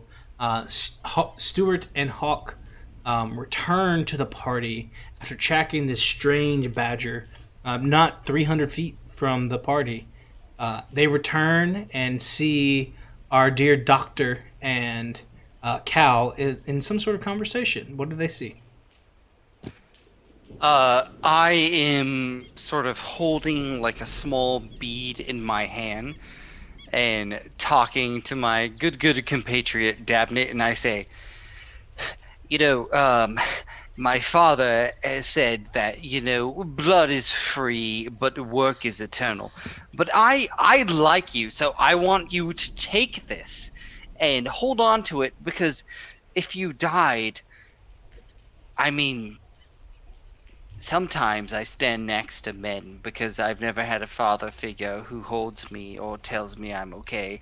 But you're definitely not a father figure. You're just a strong, inspirational man that I don't look. Here, just take this, and if anything goes bad, just as an action, you can use it and you'll be invisible and you can kill things.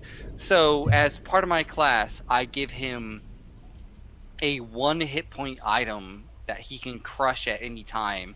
And then it'll be under his concentration, but you will be under the effects of the spell Improved Invisibility. That greater invisibility is a fantastic spell and wonderful in the hands of our paladin. So the Hawk, you and Stuart come back to see them having this conversation. What do you do?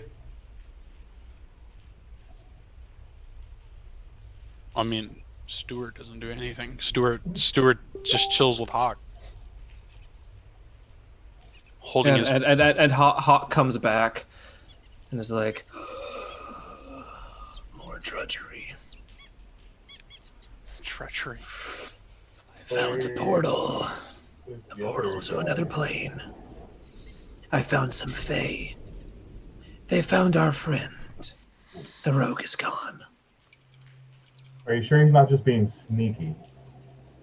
I would find him. He is gone.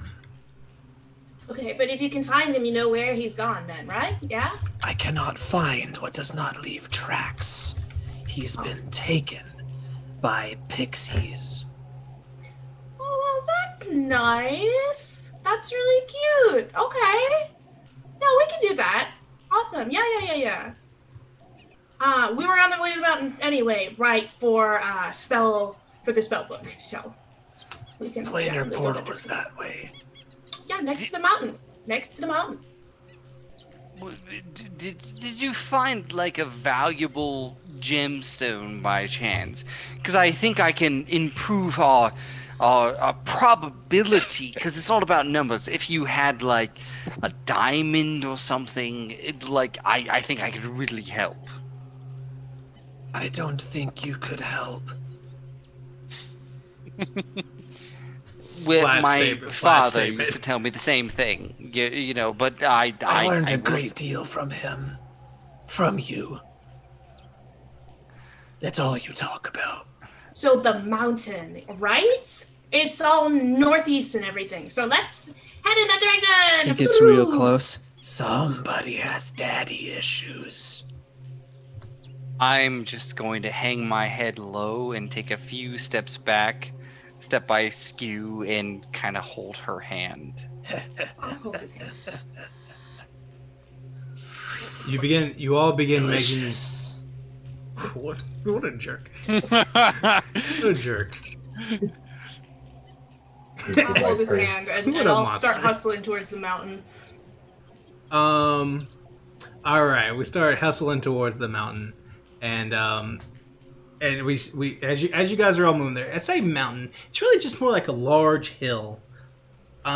You start making your way up there, and you get up to the precipice of this entire island, and you get up and you get this gorgeous 360-degree view of the entire island. You're over the canopy at this point, and looking around with the blessing, you can see both points of interest, and you have the opportunity to travel to both if you want to before whatever happens tomorrow happens.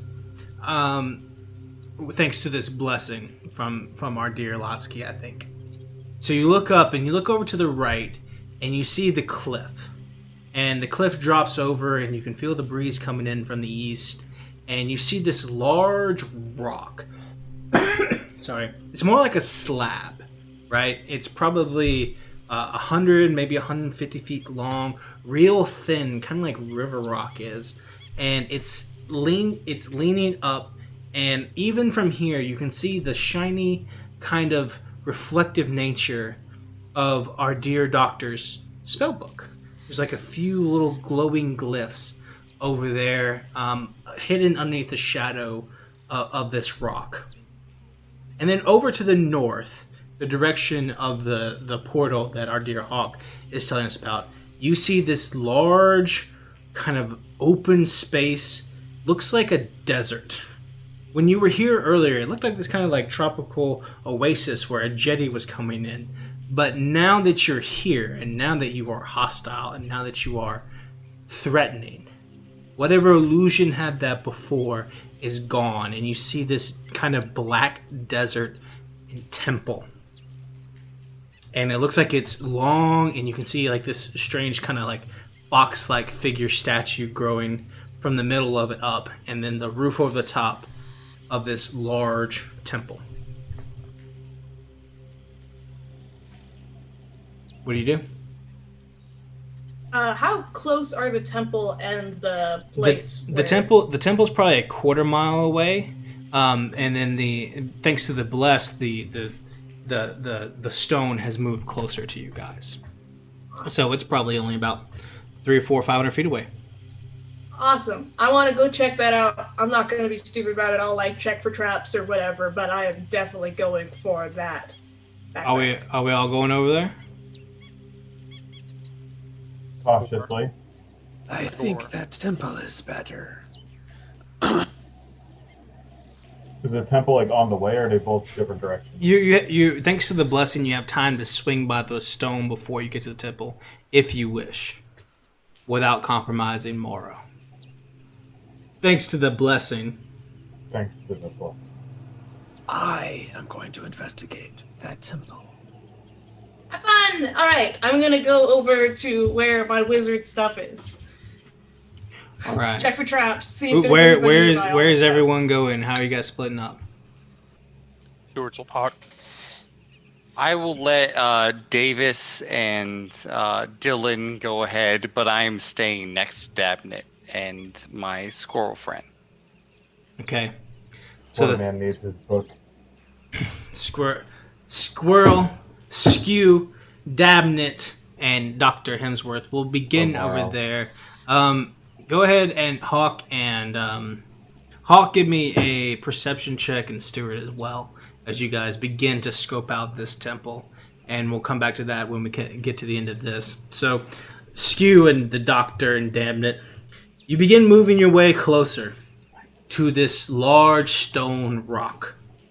And you get closer and closer and closer and closer.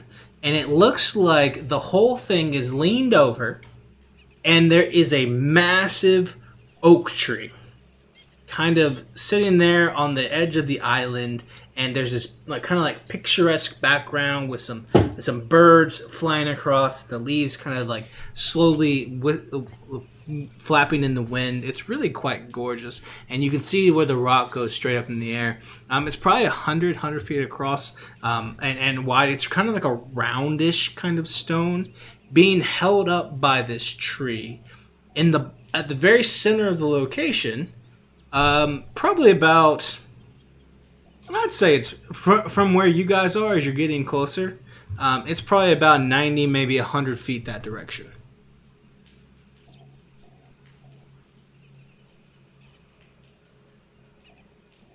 What do you do? Well, the area that looked nice before turned out to be an illusion covering a temple, right? Is there something I can do to check that this scenic beauty is not an illusion? Sure. I mean, if you have something like see invisibility or true seeing or detect magic, things like that. Most illusion spells, you can just investigate against them, or is that not the case?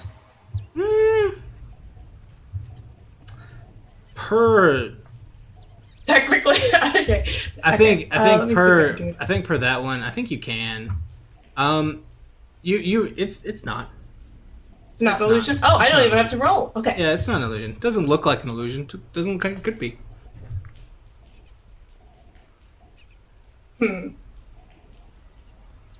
I mean, any movement of animals or anything nearby? Does it look like there's something near the stone? Nope. Or is it just general happy birds? Nope, but you hear... Hey. Okay. Hello.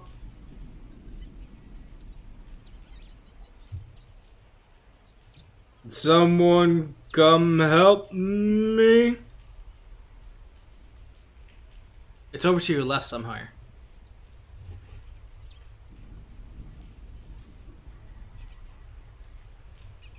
I'm not here alone, right? There's two other people with me. Yeah. Standing silently behind me. Dabney and the doctor are just sitting there in quietness. I'm just looking at the person next to you. I'm passing you a form about employment that talks about, all the benefits we have, and I'm just like, oh yeah, this is our opportunity, right? And just passing it to you, but expecting you to address this anonymous voice. Can someone please come over here? I'll sign it and I'll look to see where the noise is coming from to see if I can see it. There. You look over there, you see where the path leads down further into the temple. You see the tree, you see the ocean, you see the birds. You don't see any person. Could you give us a second? Okay. His backpack is under that big rock, right? Can I get his backpack from under his big rock, investigate the traps, it's all good? I mean, you could see the backpack. Make an investigation check. I'm gonna guide myself. Sure.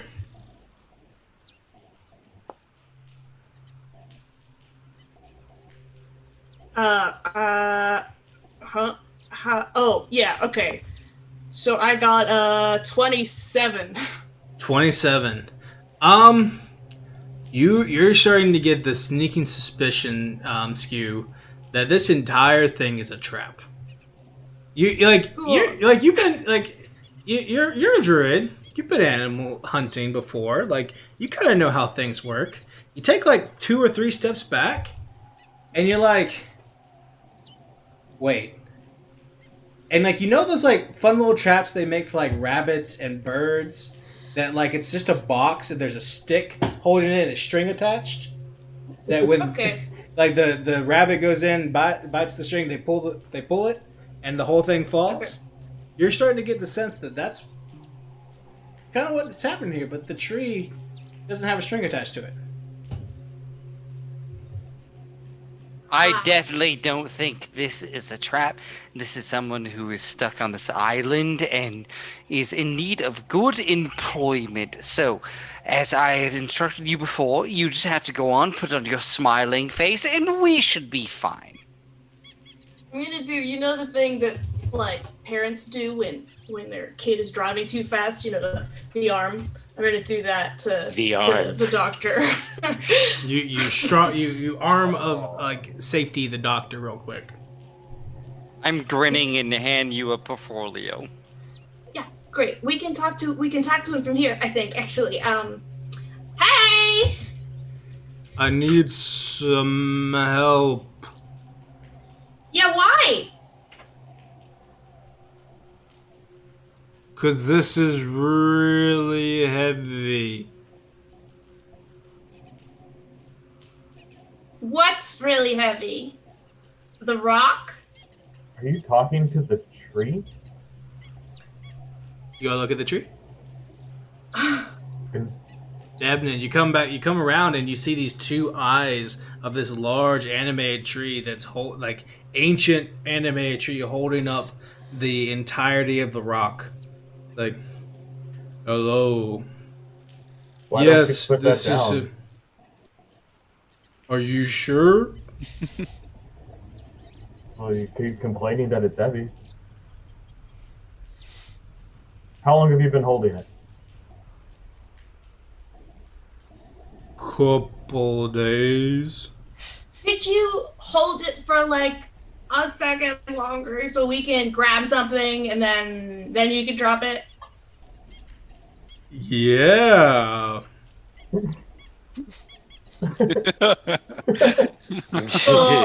Yeah, definitely. You sound Hey, pretty you know, trustworthy. there's a thing that wizards can sometimes do that I'm wondering if you can do, Doctor. Do you have something where you can use a hand that's not your hand to grab something, like from a safe distance? Is that a thing that you can do, maybe? I lick the top of my lips. I pull out a piece of parchment and I start writing on it and doing crazy math. How many pounds do I think this backpack is? Because as you know, Mage Hand has a pound limit. And it has a distance limit. And I believe the backpack's outside of both. I'm more concerned with the poundage, because I will get up close to grab it if I have the poundage of 5. But if you go under the rock, he's gonna drop the rock on you.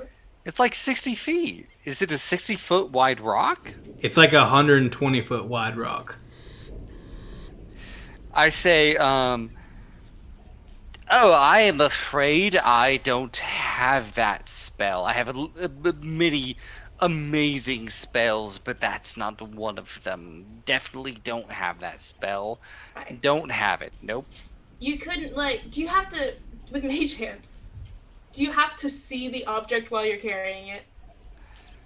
Is there a way you could stand on top of the rock and, like, drag it underneath for 120 If feet? it's a 120-foot rock and the range is No, 60 but, like, if you're standing on top of it, you'd be, You know, like when you maybe put a 30 magnet feet. on the top of a table? Or... Yeah. Would Oh you? my Do you have God. to see it to Mage Hand, or can you just Oh walk my along the top? god.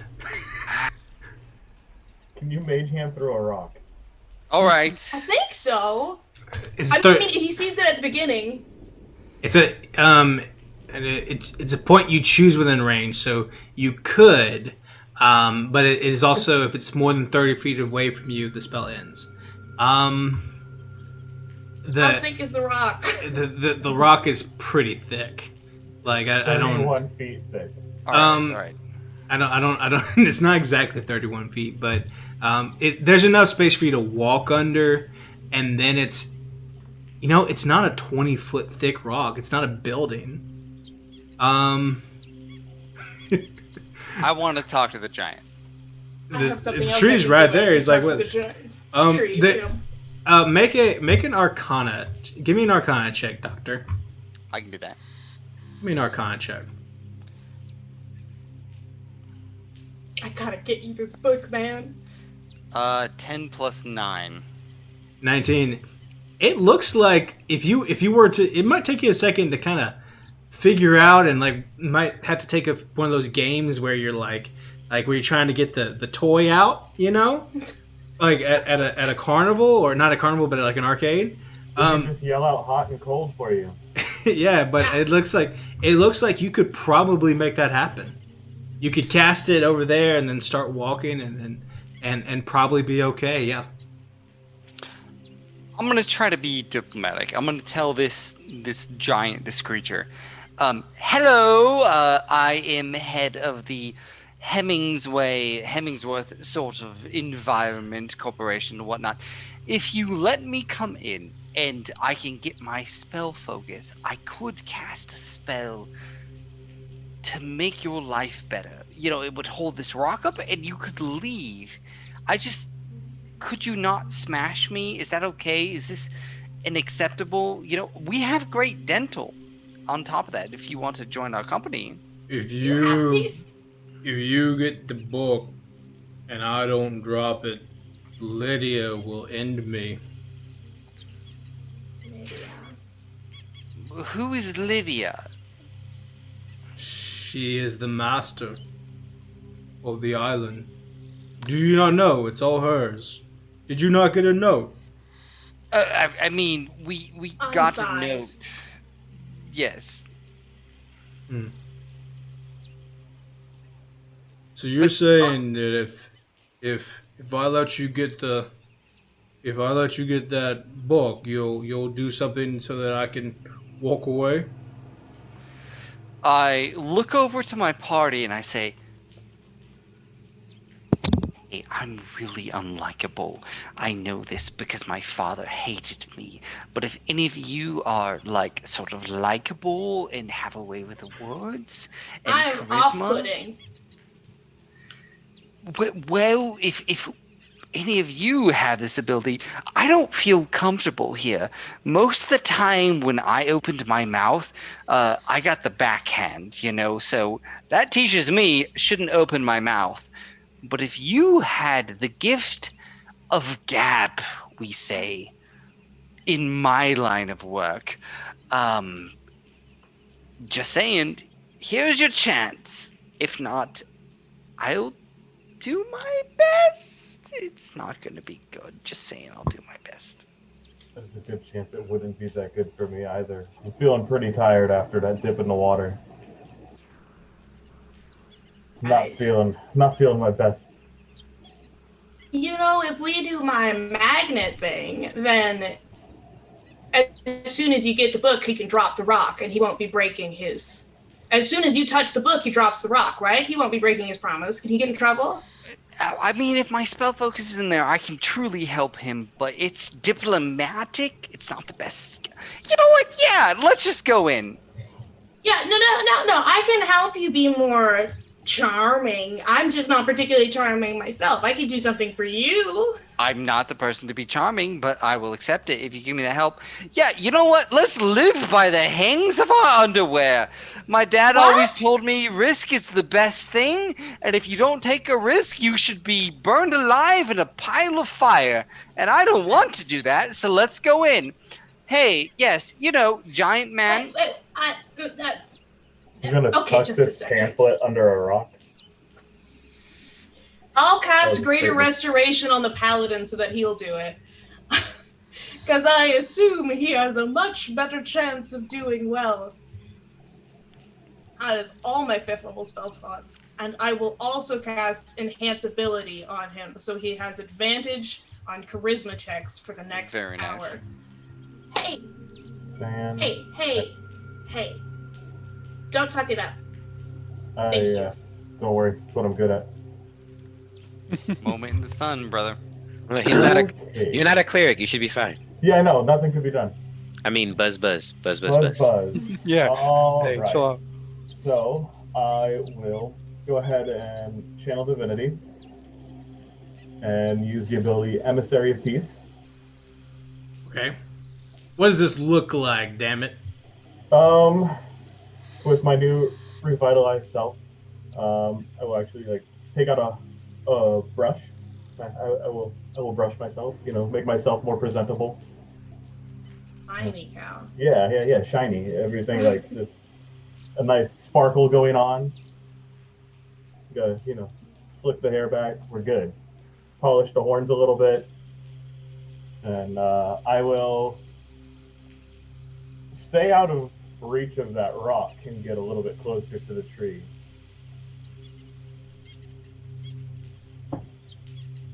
Okay, you're close to the tree. What are you doing? So, my newfound friend, will you be willing to hold this up so that he is able to retrieve the items that he can then use to assist you in being free from this Lydia person?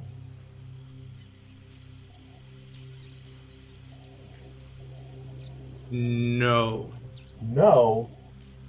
How would he do that? He is he so can turn you into small. not a tree. I don't want to be not a tree. You could be a tree with legs. Well, I am a tree with legs. Well, then we'll go take care of Lydia so you don't have to worry about it anymore. Oh, you're gonna kill Lydia. Is that Why what not? it would take? Would that make you happy? Would that free you? It would free me. Make an insight check for me, my dear Aladdin. Don't have advantage on those. Can I make an insight as well? Because I'm hovering, or paladin only. You make one too. It's an 8.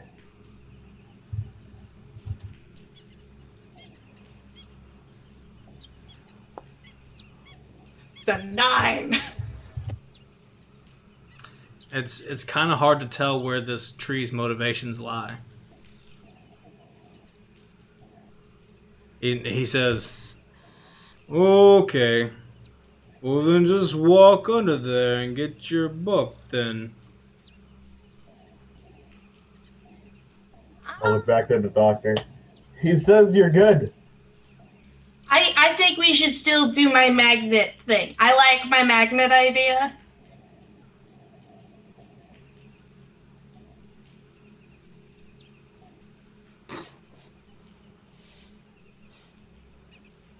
I say, you know what? I am an excellent judge of character, and I know this man. I see he has been suffering. I got this. And I am going to ready a spell as I walk in to try to grab the book.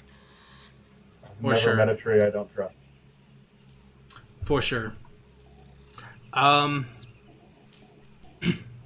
So as you walk up and you walk under the rock, you can see that the tree is holding the rock up as per what has been said. You begin walking under there. You get all the way up to your book.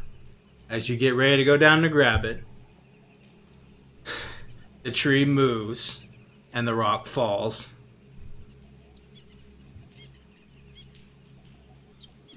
Oh. Anything? I got it. My ready is dimension door out. Sure. I was waiting for it. So you go over there, you go to where you can grab your book, you dimension door out, and the entire rock slams on your book and everything that you have. And the tree's like, it starts to I just just walk look at away. the tree like this. I'll go tell her I did my best. I'm just like, you lied to me like my dad did. Fuck you! You can burn in hell! You horrible, horrible. Did you get your stuff? No. Oh my gosh. I mean, Okay, well, I got something. It's. I'm good. gonna jump into the stone. I'm going to meld into stone, swim into it, grab his stuff, and come back out. I'm just gonna do a nice little swan dive into the big rock and zoink out his stuff. Interesting. How Meld into, Does that can work? it do that? Meld don't into meld stone can do that, can't that? How does it work? Meld into stone. I Can you don't know. take- I love it. I hope it does work. Let's go see. Let me see. I can step into it. I can move into it. I can't see what's outside of it. I can use my movement to leave. I think You I can can't move see through it. You can definitely I think move through it. Yeah, it says it affects yourself and the equipment you carry with you. So I think if she grabs the stuff, then she could pull it out, right?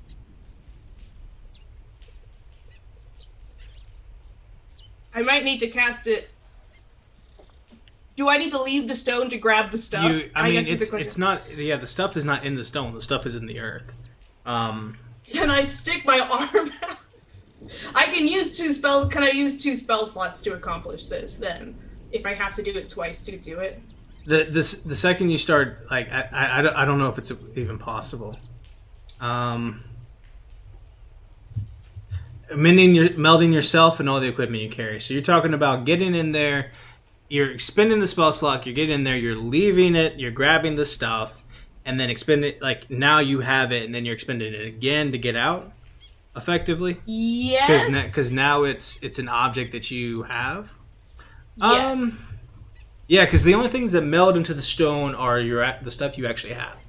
I will say that because you have to have it in order to meld it, and make an investigation check. See if you can find it. Okay. If you can find it, you can have it with 2 slots. That's gonna be a 21. You're just able to find a way, kind of like scraping the edges of the dirt with your hand as you're running through this.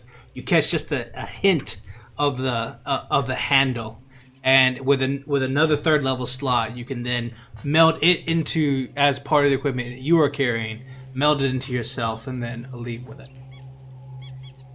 Come out. I said it would have been a lot easier to do the magnet idea, I think, for everybody. But you were good, honest men about it, I guess. So here's your stuff.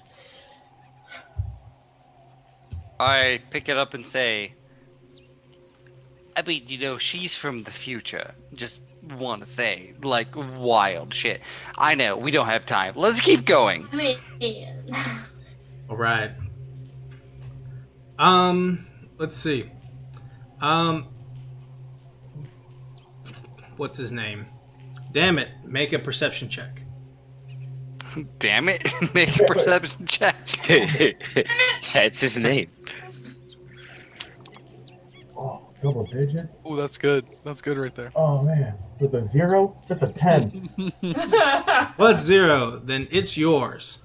And you all begin making your way over to the temple.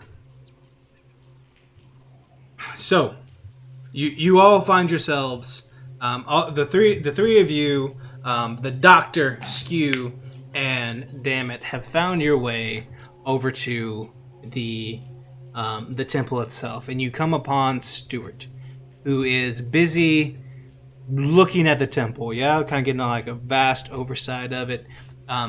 Starting to get a sense of it. You can let me just bring up the map for all of us, real quick, and then see if I can get you guys all in here.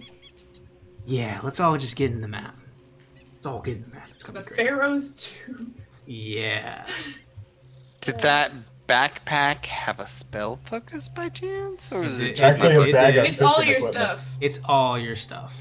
Yes. Everything that you would have as a normal adventurer. Yes. It is all your stuff.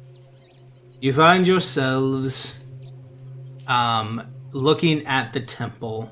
Hawk, you get a good sense of what. Well, you get a sense of what the temple is, of course. But as you're all getting up and getting closer to it, let's see. Who am I missing? Moro. Oh, let's. Yeah, move Moro. I'm a fly. Let's move Moro around. Uh-oh. There we go. I don't see Hey, what anything. you guys moving around for? What you guys moving around for? Not moving at all. Oh, just one person. Then. Let's see. Who do I have on here? Stuart, Dr. Hemmingsworth. Oh, do I not have Dr. Hemmingsworth? I mean, I'm over in the corner. Oh, there Yep. you are. Okay. I just see a black screen. And you just see a black screen. If your character so- isn't on it yet, you won't be able to see anything. There you are. There I am. There you are. So Damn you it. you get you Mr. Hawk have got a pretty good sense of the way this entire facility is looking, and you know that what exactly were you looking for on your scouting purposes? You found some cool stuff. Well, I was looking for evidence of tinkerings. I was looking for undead. I was looking for fae. I was looking for doors. I was looking for traps. I was looking for treasures. I was looking for sigils. You got here. Is that enough? You got here and you saw that all the lamps that led up to the temple main entrance were lit. All the torches were lit, and you could hear some sort of ritual chanting going on inside. Oh dear, oh dear. They're making a portal to hell. All right. It's a crazy assumption. I Could can't be believe true, you I haven't don't know. found your brain, little one. I mean, Stuart doesn't say anything. You look forward and you see these two large stone statues of these kind of strange looking, odd, elongated fey creatures, and then the opening to the door that leads further into the temple. Do I recognize these fake creatures?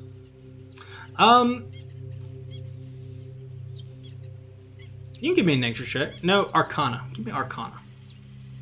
Arcana is intelligence. I make this with advantage. Sure. Still not great, but we'll figure it out.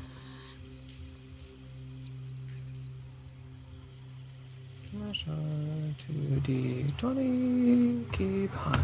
Thank you. That'll be a 20.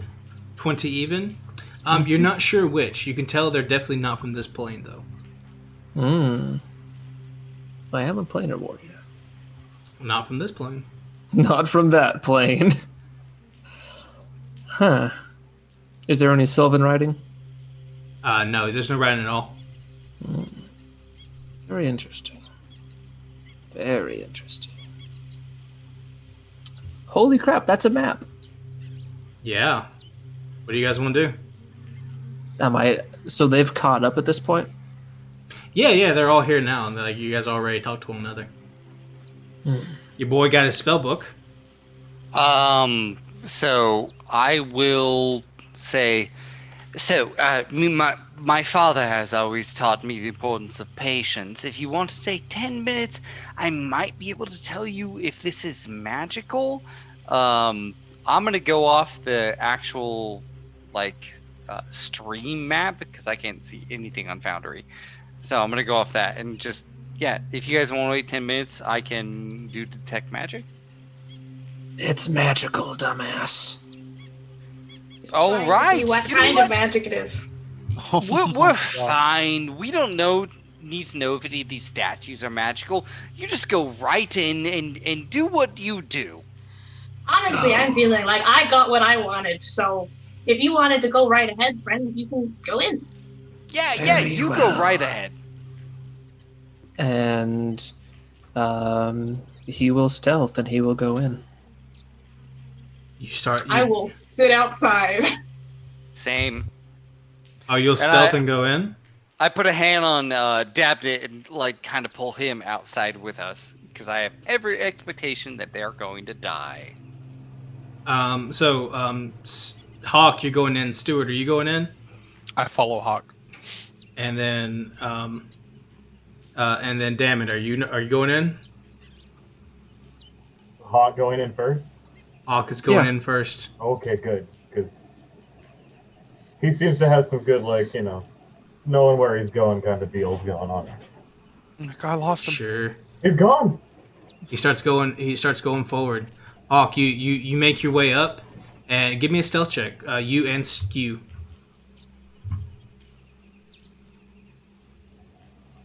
Everyone be careful. Don't look at my behind the screen stuff. Too late. It's a 22. Oh. 22.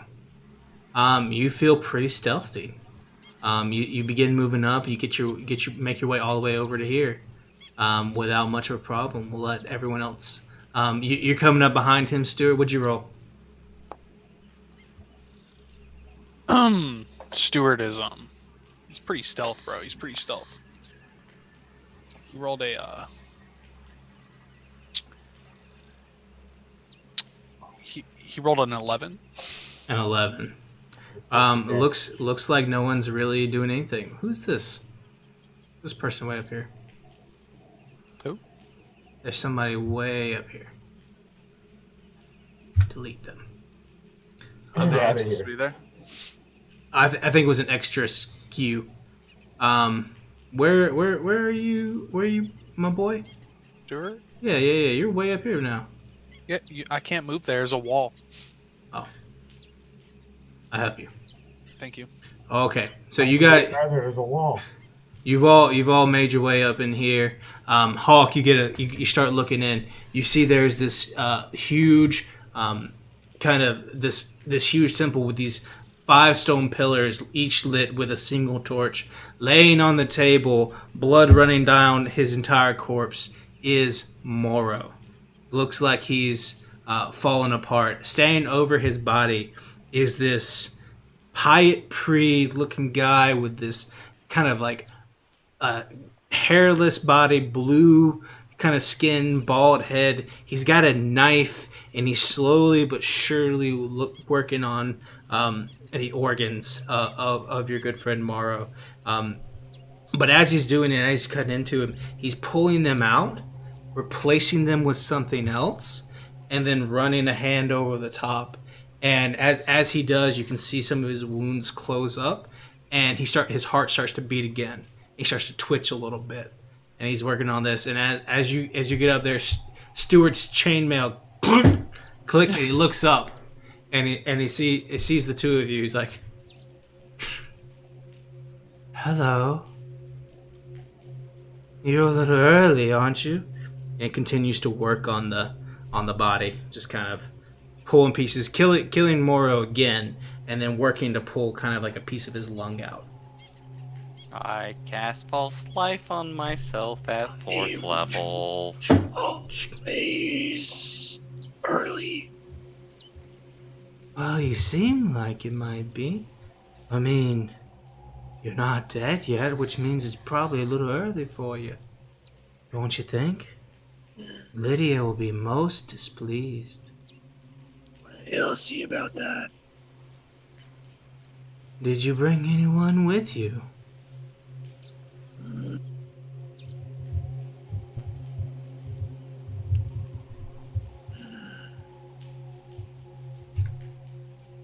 Am I not enough? I'm fairly certain that Lydia wanted you all gone. Never to return. Probably. We are awfully addicted to our stuff, though.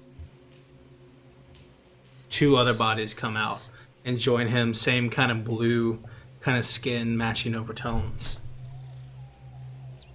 Well, I'll be...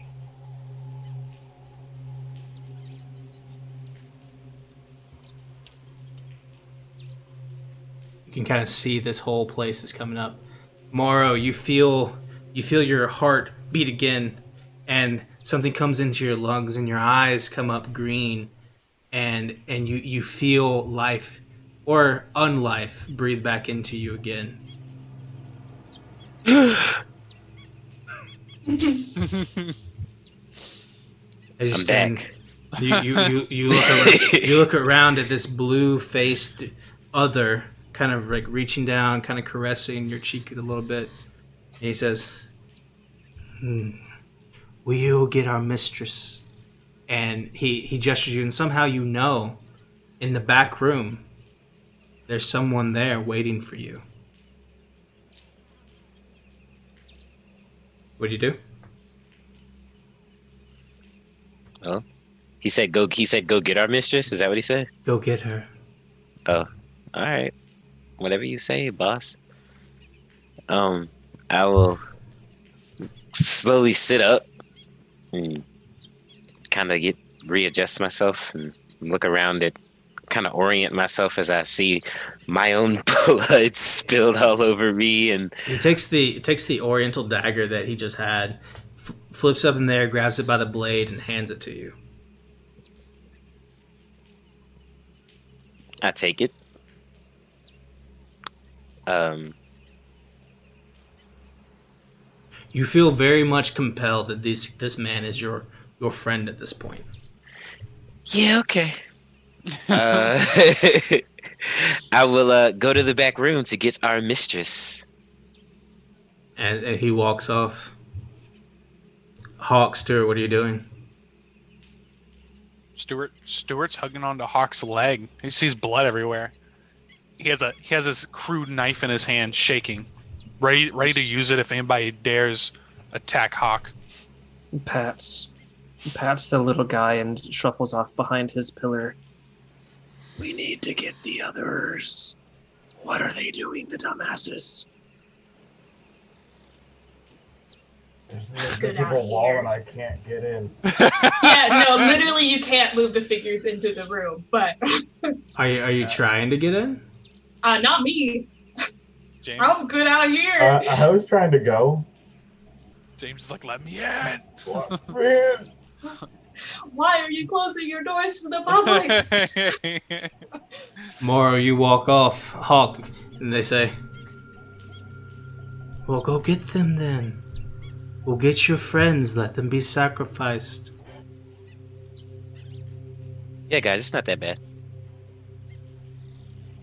That way they may become what is hers, as has he. Well, that looks kind of, right up Stuart's alley. Stuart, with a 3, come, lay at the table. Stuart looks at Hawk. Is there really no way out of this place? What do you mean? Like, I came in somehow. To the pig. Oh yeah, you can The door. The door is actually closed, but like you can still walk out. They can walk in if they want to.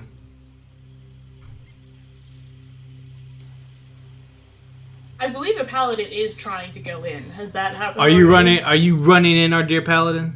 I was trying to go in there, but I can't. Like 13. Literally, I did the it. map won't let people go in. He's Right. in. Okay. Right. He's in. Oh, bloody. Delicious. Stuart, They come. killed Marrow. But he's walking that way. I don't think that's Marrow. Oh. Stuart, come. Lay the table. Become what you were meant to be. Stuart inches forward. Looks back at Hawk. Keeps going. But He heads towards the table. Frightened by the dead people. they're just cold. They're okay when you get used to them. Blood doesn't scare Stuart. He's oil. Seeing that there's less going on here than previously before, the blue man comes around to the backside as he does, and he begins to like his hands kind of phase in and reach into the Warforged body and start to like short circuit him from the inside and pull pieces of his Warforged soul out. Well, that's kind of gross. He pulls it out and sets it on the sides, and then begins to whisper more and scream more, like just chant into this piece, trying to change the very essence of what Stuart is. The fuck do we do, Paladin? Why did you Why let is the he on robot the child do this? Why did you just go, yeah, go ahead, bud, get your soul ripped out. You're responsible for this.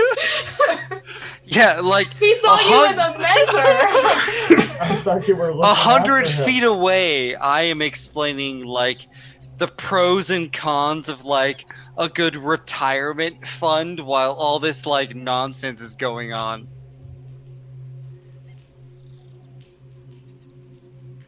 Hawk lets Stuart by. Moro, you find yourself in the presence of this red-clad satyr.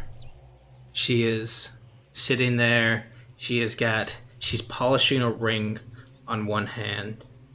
And she's sitting there, she's looking at her. She says, as you go into the back room, she says, "You done?"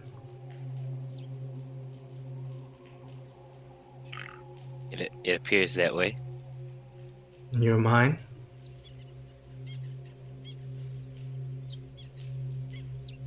Yes, my mistress. You're gonna love My it. master. You're gonna love it in the wild. It's great. We're gonna go kill them now because they are insolent fools who came to my island without pretense and thought to claim it as their own, much like the British in America. And Wait, what? And what's they came here to try to take and claim Did Stuart just talk? what is mine. And we're gonna go kill them now. You and me and Stuart and Hawk.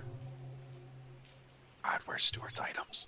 The sooner they're dead, the sooner you can go, and I'll introduce you to some of the members of court. Maybe you'll have a good time. Ready? Here, Do I have my stuff back? Oh yeah, she gave you all your stuff back. Oh, sweet. Yeah, I'm Stuart ready. get his stuff back. You look around, you can see everyone else's stuff is like beside Lydia. Like all their stuff's back there too. Uh-huh.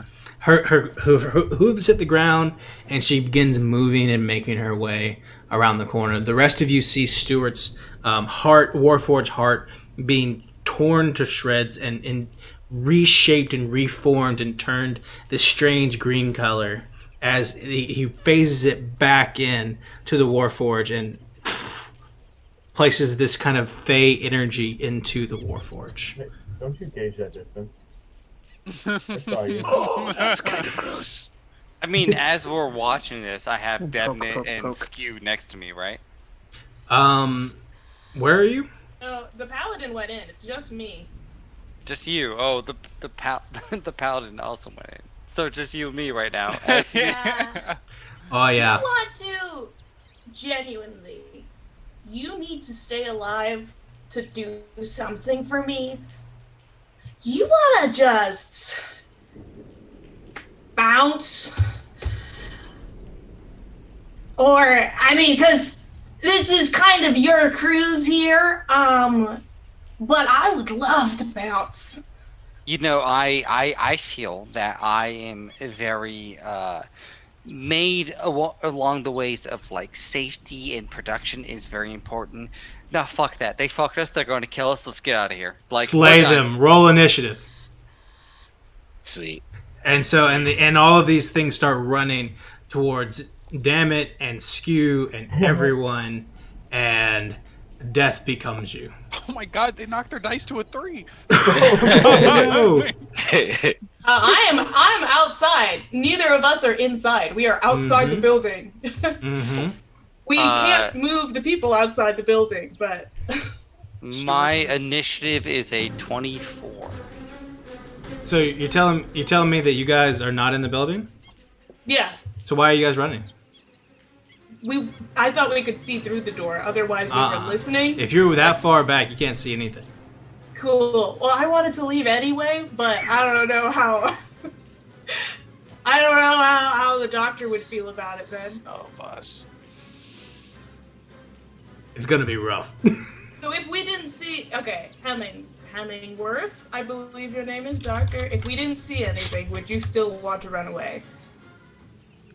Oh, hold on, like we're at the door, but they're about like what? If you guys are 80 at feet away. if you're at the if you're where you're at now, so we're looking at the map. If you're where you're at now, then you heard everything and you may do what you wish. With hearing but if you everything, are back here, like if you're like back here, that's different. So I was intended to be just this side of the door. There's 2 squirrels on the map because I got stuck in a wall. sure. Like squirrels do. In the top area, like right where Squirrel is, like that's a doorway, right? It's not like open all the way around. Yeah, this is a doorway. Okay, I got a 24 on initiative. Okay. Hang on one second. Let me get. Where's my piece of paper? Oh, it's over here. No worries. Oh.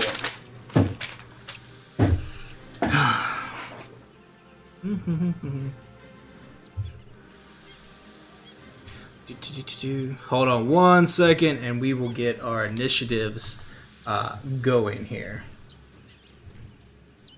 Being very unsportsmanlike, but I'm being very pragmatic. I mean, you do you. If you need to run and face certain death on the island, that's up to you. It's better survival than this shit.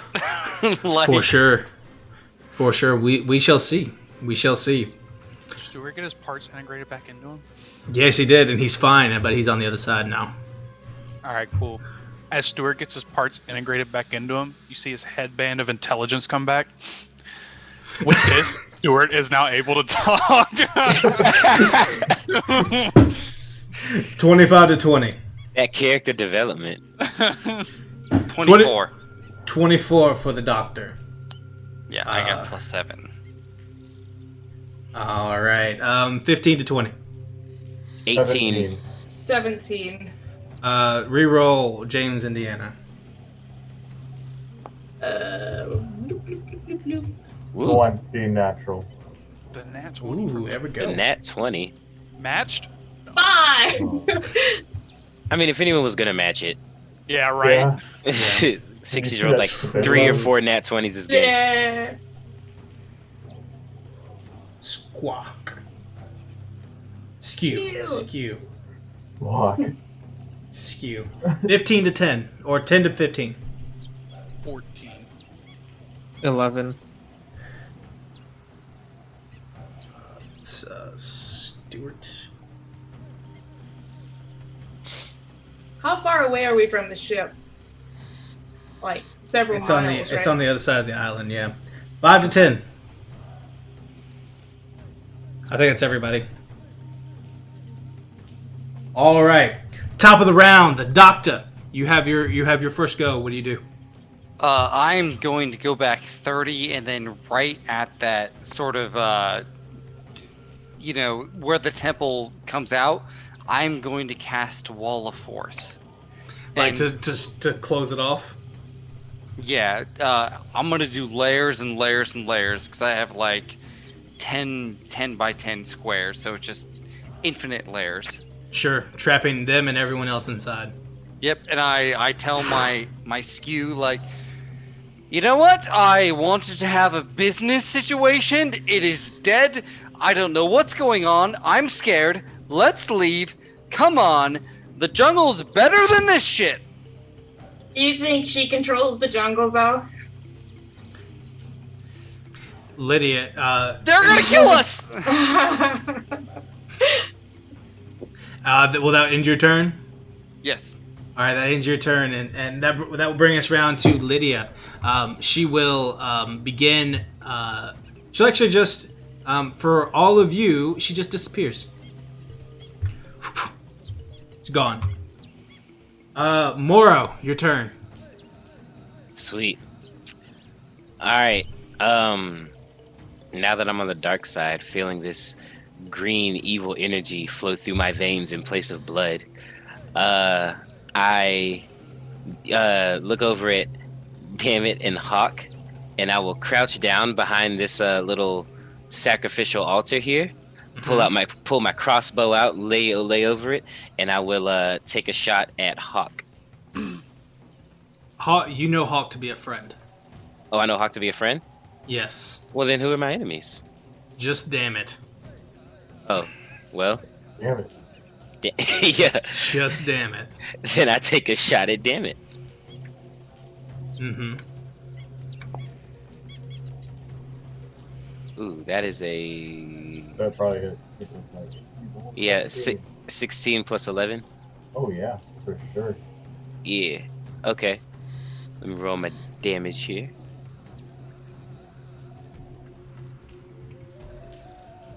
That's 12 points of damage.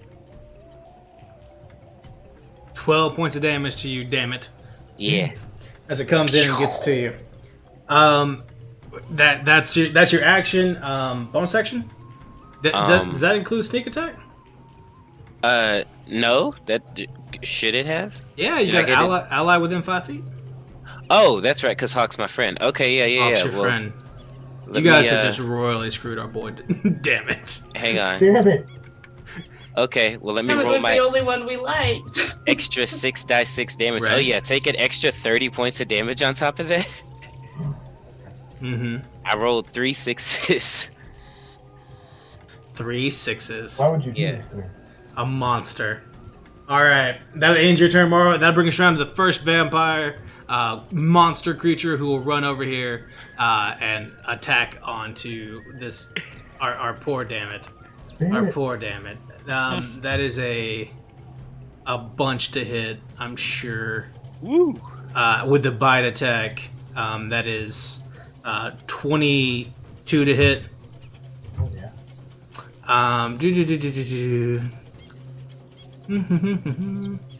And you take. Oh, where'd it go? You're gonna take.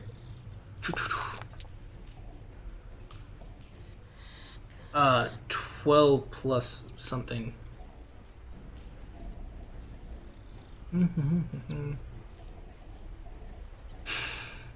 take 16 damage, four of which is, or 8 of which is necrotic, and your hit points are reduced. Maximum hit points are reduced by 8.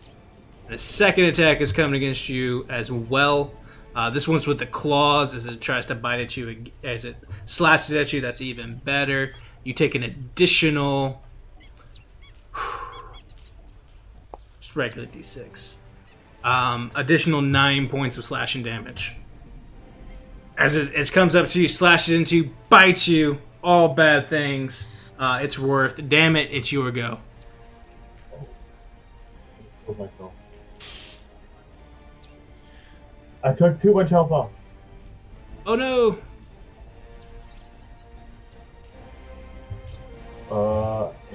I'm gonna squeeze this ball that the doctor gave me and go invisible. You find that it is not on your person. Oh no, it's been gone. Damn it. I'm gonna hit something. Who are you gonna hit? We're gonna make it. Does Hawk look like he's still my friend? He looks the same he has this entire time. Maybe they just like him a little bit more. That's it. You should have taken our offer of employment. Well,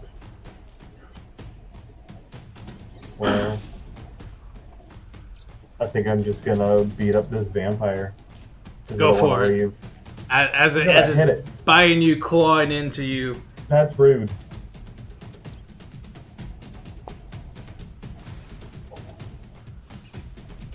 That is a 20. 20 does hit. Go ahead and roll damage on that.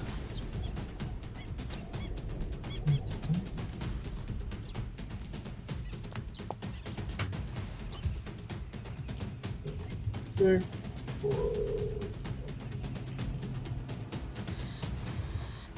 Oh, fancy. That is 8 points of damage. 8 points of damage. All right. And then I'll hit it again. And you hit it again! Paladin, oh mighty paladin. With all your radiant damage. Hopefully. Yeah. That was 2 points of radiant damage. Yay! Actually doesn't matter for this creature. So that definitely hits again.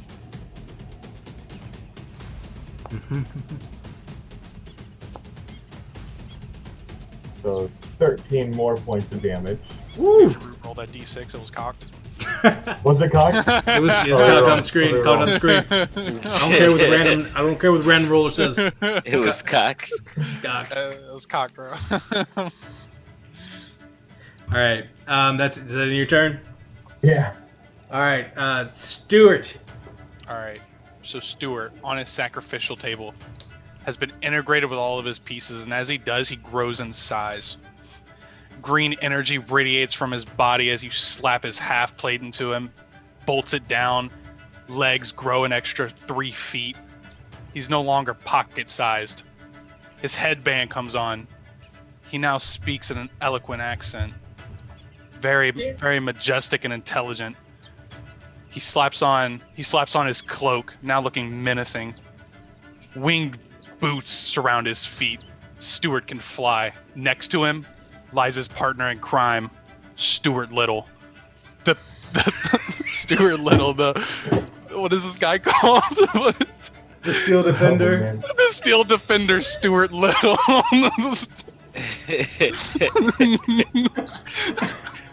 Stuart Little. See, my Back to the Future squirrel doesn't feel so bad anymore. Oh, man. Ah, yes. Impudent humans dare attack me, Stuart. Stuart Little, teach these fools a lesson. Why does he sound so pretentious now? Teach these boys a lesson. If only we would have had that earlier. Oh my god.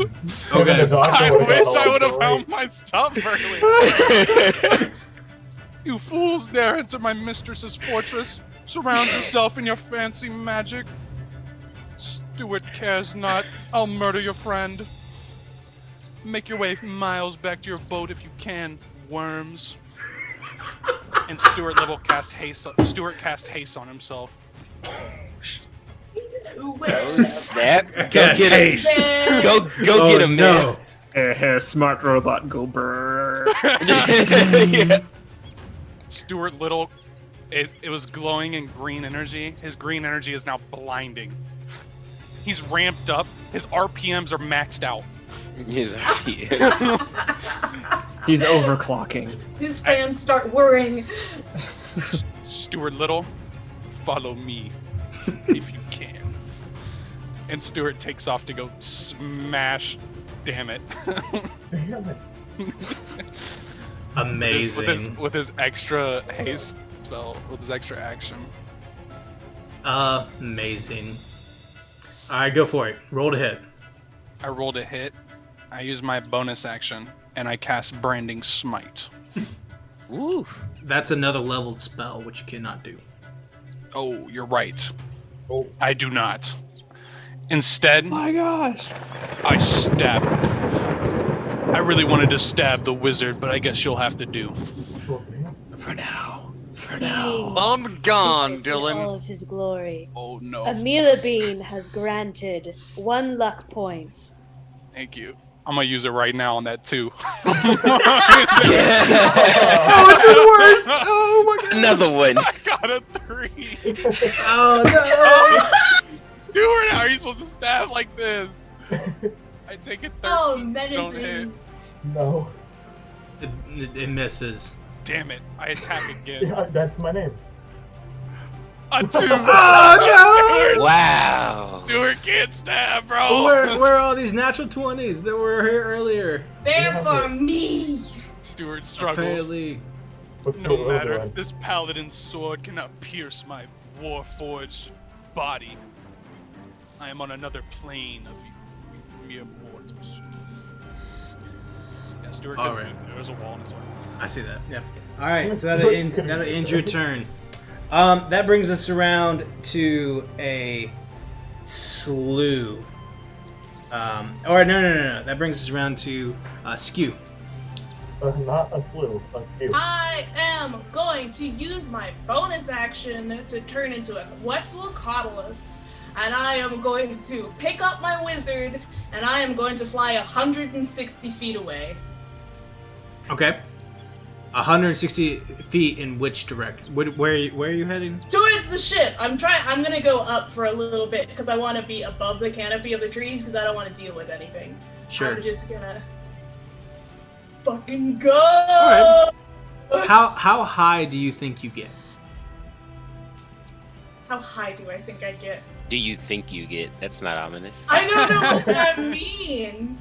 I mean, if there's something Like what angle are you flying off at? Are you like optimal 45 degree and then like getting up to where you want to be, or like you fly? Yeah, I guess so. I mean, I personally have never flown before, so I fly good, like in a good way. Okay. I want to be above the canopy of the trees if that's an issue. Sure. As you do, you see, you fly over and sitting cross-legged on top of the statue. You see the little satyr watches you fly over. We're leaving. Isn't that what she wants? We're leaving. Her eyes look at you, tracking. She's over here for all of you, and then you guys start flying, and you are, for all intents and purposes, that's 60 feet. That's probably 100. You probably get like, I will say you get like 100 feet away from her, roundabouts. Cool. As you basically fly off the map. Cool. Let's say you get like 100 feet away, but you're pretty up and you're pretty good ways out there. I don't want to be more than, I don't know how tall trees are. I'm going to be honest about that. I'll just avoid trees if I can because I Sure. don't want to be more than like 40 feet off the ground, probably. Oh, you don't want to be more than 40 feet off the ground. Okay. Yeah, because I remember there's a spellcaster and she's probably going to try to drop us like eggs on the ground. Probably. Definitely. I mean, I do have a wizard with me, but... Yeah, it's going to be tough. Okay, with that, there are 4 vampires who all get to go now. Damn it. Yeah, that's what I'm saying. Your squad is effectively abandoning you. Look, how come this always happens when I pick good names? I mean, would you like to describe your death? I go down swinging.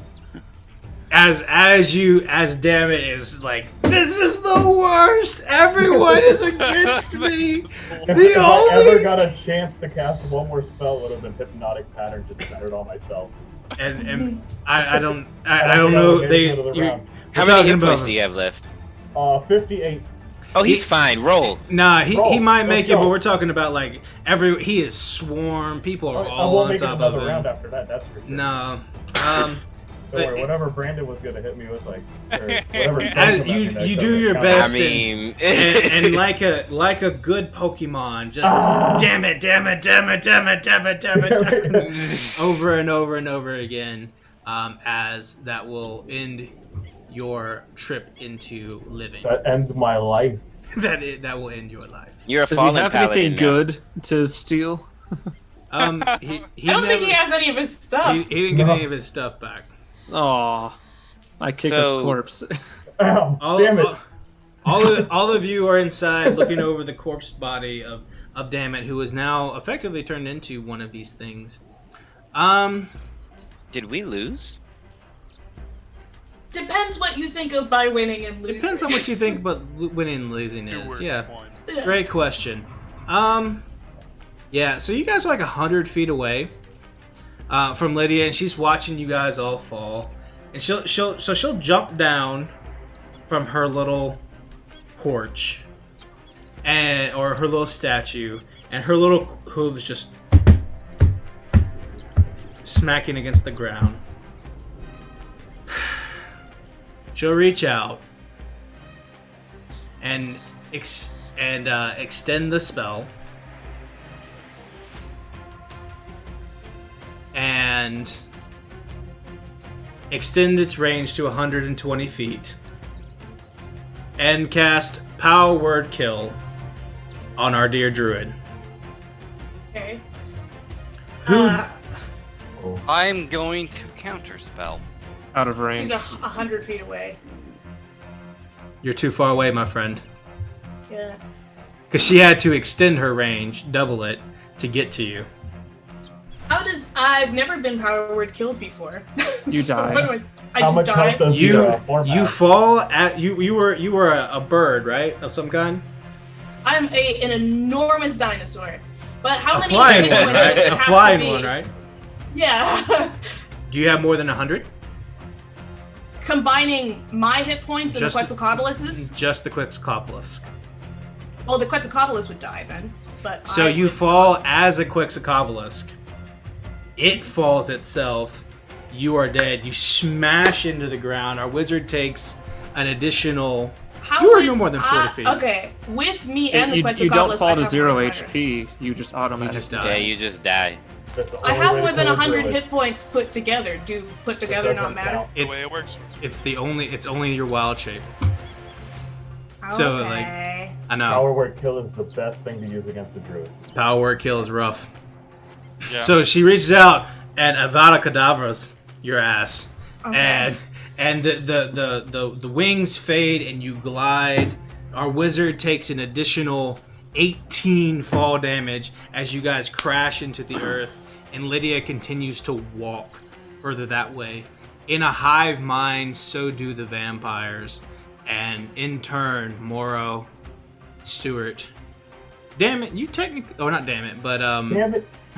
not damn it, but Hawk, you technically speaking have a little bit of your mind left, but you haven't been attacked yet, so you're still considering very everybody much charmed. You're very much still charmed.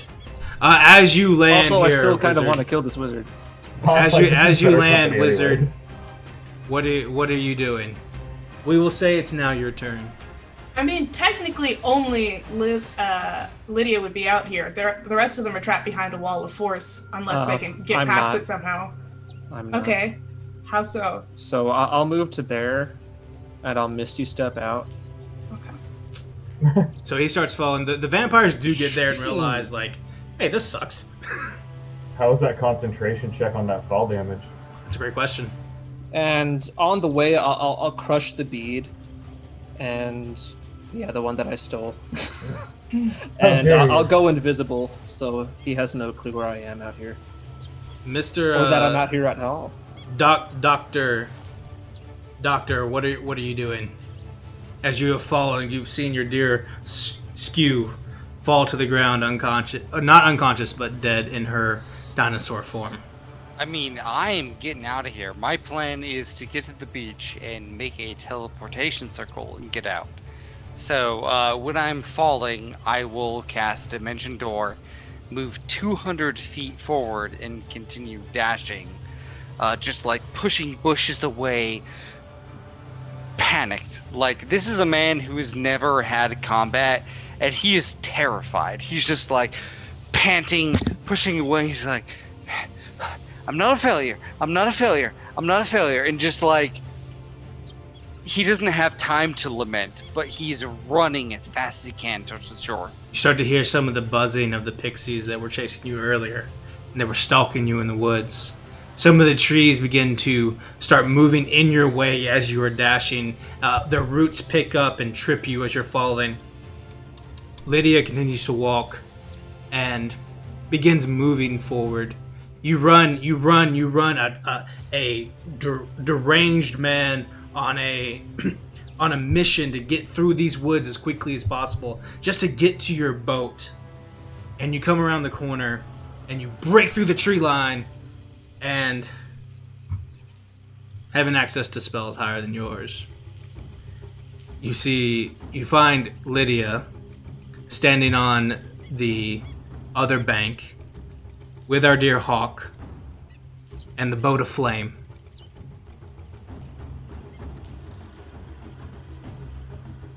She continues to walk in the sand towards you. Says, "You came to my island and claimed it as your own and tried to sell it. What do you think you are doing? And the audacity! Explain yourself, and you may live."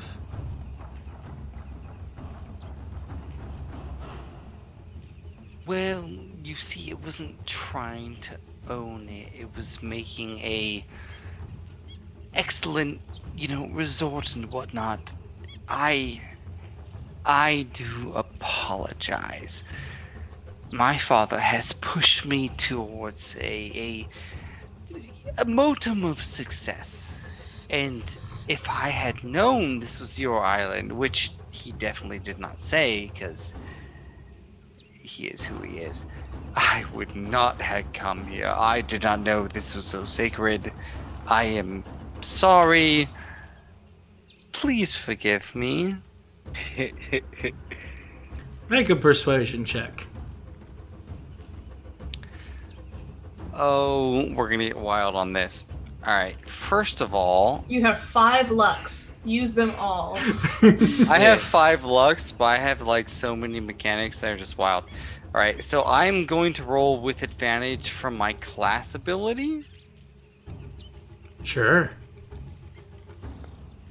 Natural 20. Well done! Natural 20, doesn't matter. Well done. Yep. There is a look that comes over Lydia's eyes, and she is just overcome, and she can see the pain that you have endured throughout your life, and the sheltered and maybe abusive kind of relationship, and this fey creature is almost connecting with you in some way, and she feels good, and you feel good about what you said. She'll reach over and put a hand on your shoulder. She'll say,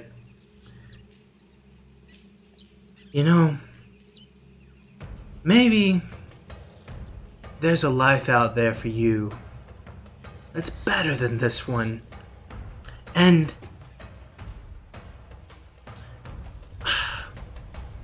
I know you want to kill him, Hawk, but look at him. He's so sad. Can't he just... You deserve... We'll just tell everyone you died. And she will try to plane shift you. Do you resist? I think I am going to resist. Because I have a request with my nat 20. Sure. Hit me with it. My request is... Hey, the person you killed, the eagle, when you were trying to fly away, she's good. She's also had a hard life. Most of it as a squirrel. I may have turned her into a human being. I'm not sure. There's time. It's weird. But she's the first person I ever met that didn't hit me. So, sometimes it's nice to have someone who didn't hit you and laugh when you bleed. And, we're gonna get out of here, but she is literally the only family I have. And I would really appreciate it if you let me take her as well.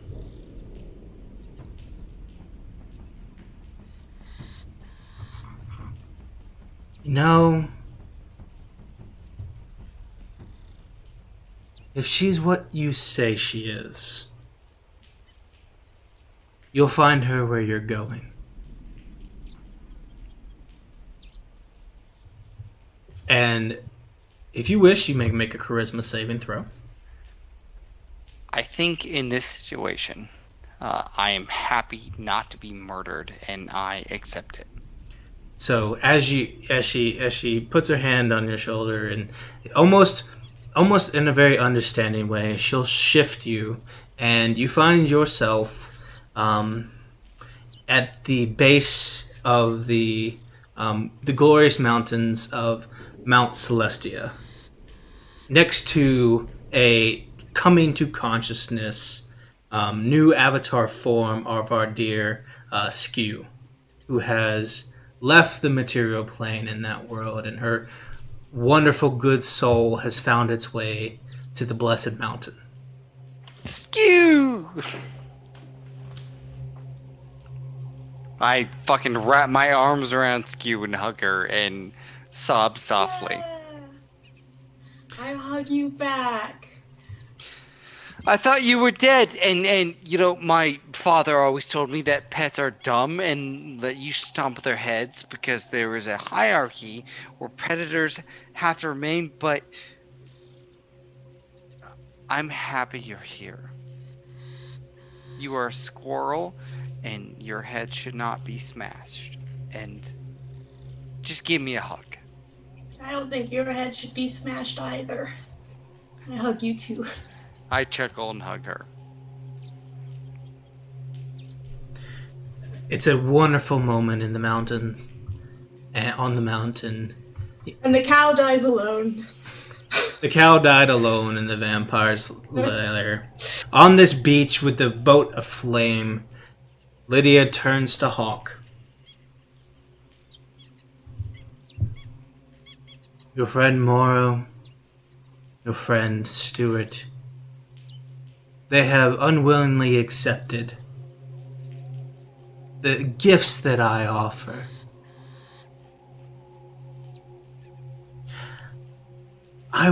They're mine, and they will always be mine, and I will send them to the wild and send them to the court for eternal life under my rule. But I'm giving you the chance now, Mr. Hawk. You may do the same, or you can die here. Up to you. His face shows no expression because he has no face. And he just kind of pulls both of his scimitars out and turns them right side out and does like this and makes this strange symbol. And he says, "These foolish humans sought to destroy so much nature. I don't know what I've been defending. I gave my life to the Dintians of the Outer Plains, and I've been patrolling ever since. Humanity is corrupt. We should keep places like this pure. I may be... There will be more like him, and they will die. You make a fine officer." And she'll bring you in and lead you back to the temple for your indoctrination as well. Which is painful, but it is what it is. My man Stuart walks up to him. I uncanny dodge the scalpel, so it hurts less. Man Stuart, he's like, "Oh, my boy Hawk. You know, I don't remember much from when I couldn't think, but if I remember one thing, it's that you made some dope stuff, and I appreciate that, good sir." Your accent changed. Yeah. Sure did, bro. Now I'm from New York. I want to hear New York. Sure Hey, did, bro, in you. the other accent. This freaking guy, huh? Yes. Stuart Little, say hello to my friend Hawk. Hello, Stuart Little. Me and Hawk go You way back. remind me of actual Stuart. Well, that's how I made him. I always make them like me, because I am, after all, one of the greatest inventions ever made. I mean, how could I not be? I made myself. That's true. You made yourself. What? What a strange thing to say. So much lore that went untapped in this session. I know. Well done, everyone who is now dead and or on the side of the enemy. I don't know if it counts as a full win. TP. A full definitely doesn't count as a win. What? Would you call it a TPK? I mean, because most of us are still alive. I mean, it could have. Well, so people dead. Brent's dead. Deanna's dead. And then James is dead. And then Brandon Davis and Dylan could be dead, but they're undead. They've been turned undead. Undead We fey ain't freaking creatures. dead. We got out of here, man. Like, you gotta kill You're on someone. the celestial plane. You the gotta plane have of the dead blood people. flow out. Like, going to another plane ain't dead. You gotta have them bleed. You dead? I mean, I got power word killed. Yeah. I definitely died. Skew is definitely like trapped on that plane. Can I like, that's say, hers never now. read that spell before. I hate it. Yeah. Power Yeah. kill. Sucks, but It is the worst. Yeah, no death saves, no nothing. Just No, nothing. You just You're die. dead. I mean, I got plenty of hit points in my original form, but like very few wild shapes are going to have more than 100 hit points. That's the Very few. problem. Yeah. Very few. It keeps circle druids from being too powerful. All right, hey, let's get this giveaway pulled for us. If you have not already entered the giveaway and you're still here with us, give that command loot, and we'll get this Tell Weaver T-shirt given away. Thank you to everyone who has joined us this evening. A couple new followers that have joined us: Dirty Liar Media and Lushables. Great names for both of you. Thank you so much for joining us in this new adventure. The first adventure that I'm gonna call Everyone Died. But I don't feel right calling it TPK because it could have been, but we just didn't take it that direction. But I'm okay with it. I still have all the death things up, which I'm happy about. Y'all, I knew this was gonna be tough if y'all tried to do everything, and it was just gonna be really, really hard. Well, you guys did all right. I think items. Poor Stewart's items. Lauren, do we have a winner and a person that we're rating? Give me just a moment. Did you check my message on Facebook? I did not. Let's see.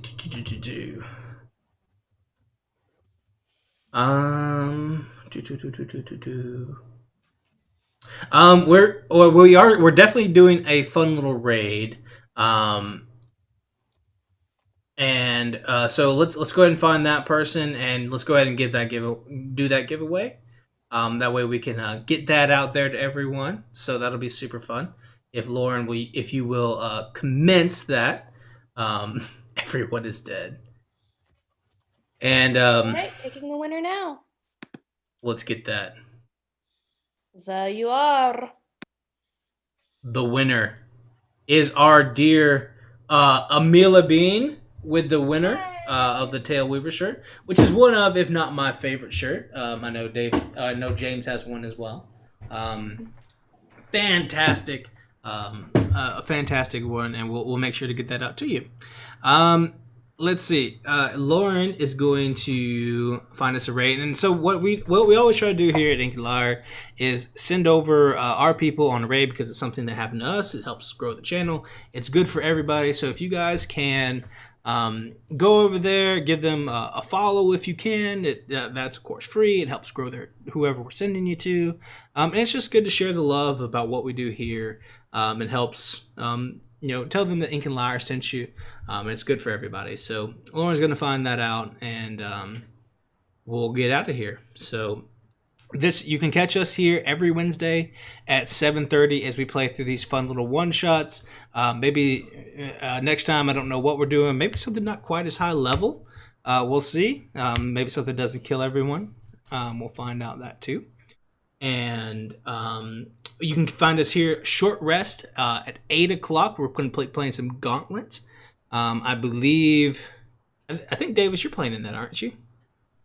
Davis and Amelia and I think Dylan are all playing with Lauren in some Gauntlet as we take a short rest from our long week. And then, of course, you can catch us on Mondays at 7:30 Central Standard Time for Fate's End, which is our long-form live play featuring Brandon and Davis and myself. And that is DM'd by our wonderful Oracle, Lauren, who is absolutely fantastic and a wonderful quest giver for all this. So thank you, everyone, for joining us. Lauren, do you have somebody?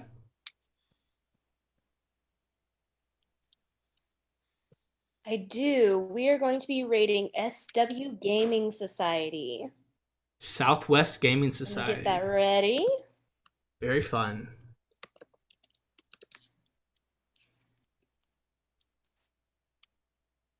All right. We ready to raid? Yeah. We are ready. Let's get out of here. Thank you, everyone, for joining us. Tell them Ink and Lyre sent you. All that kind of fun stuff. SW Swag Gaming Society. Swag Gaming Society. 3, 2, 1. Bye. All right. my Mugs in the chat.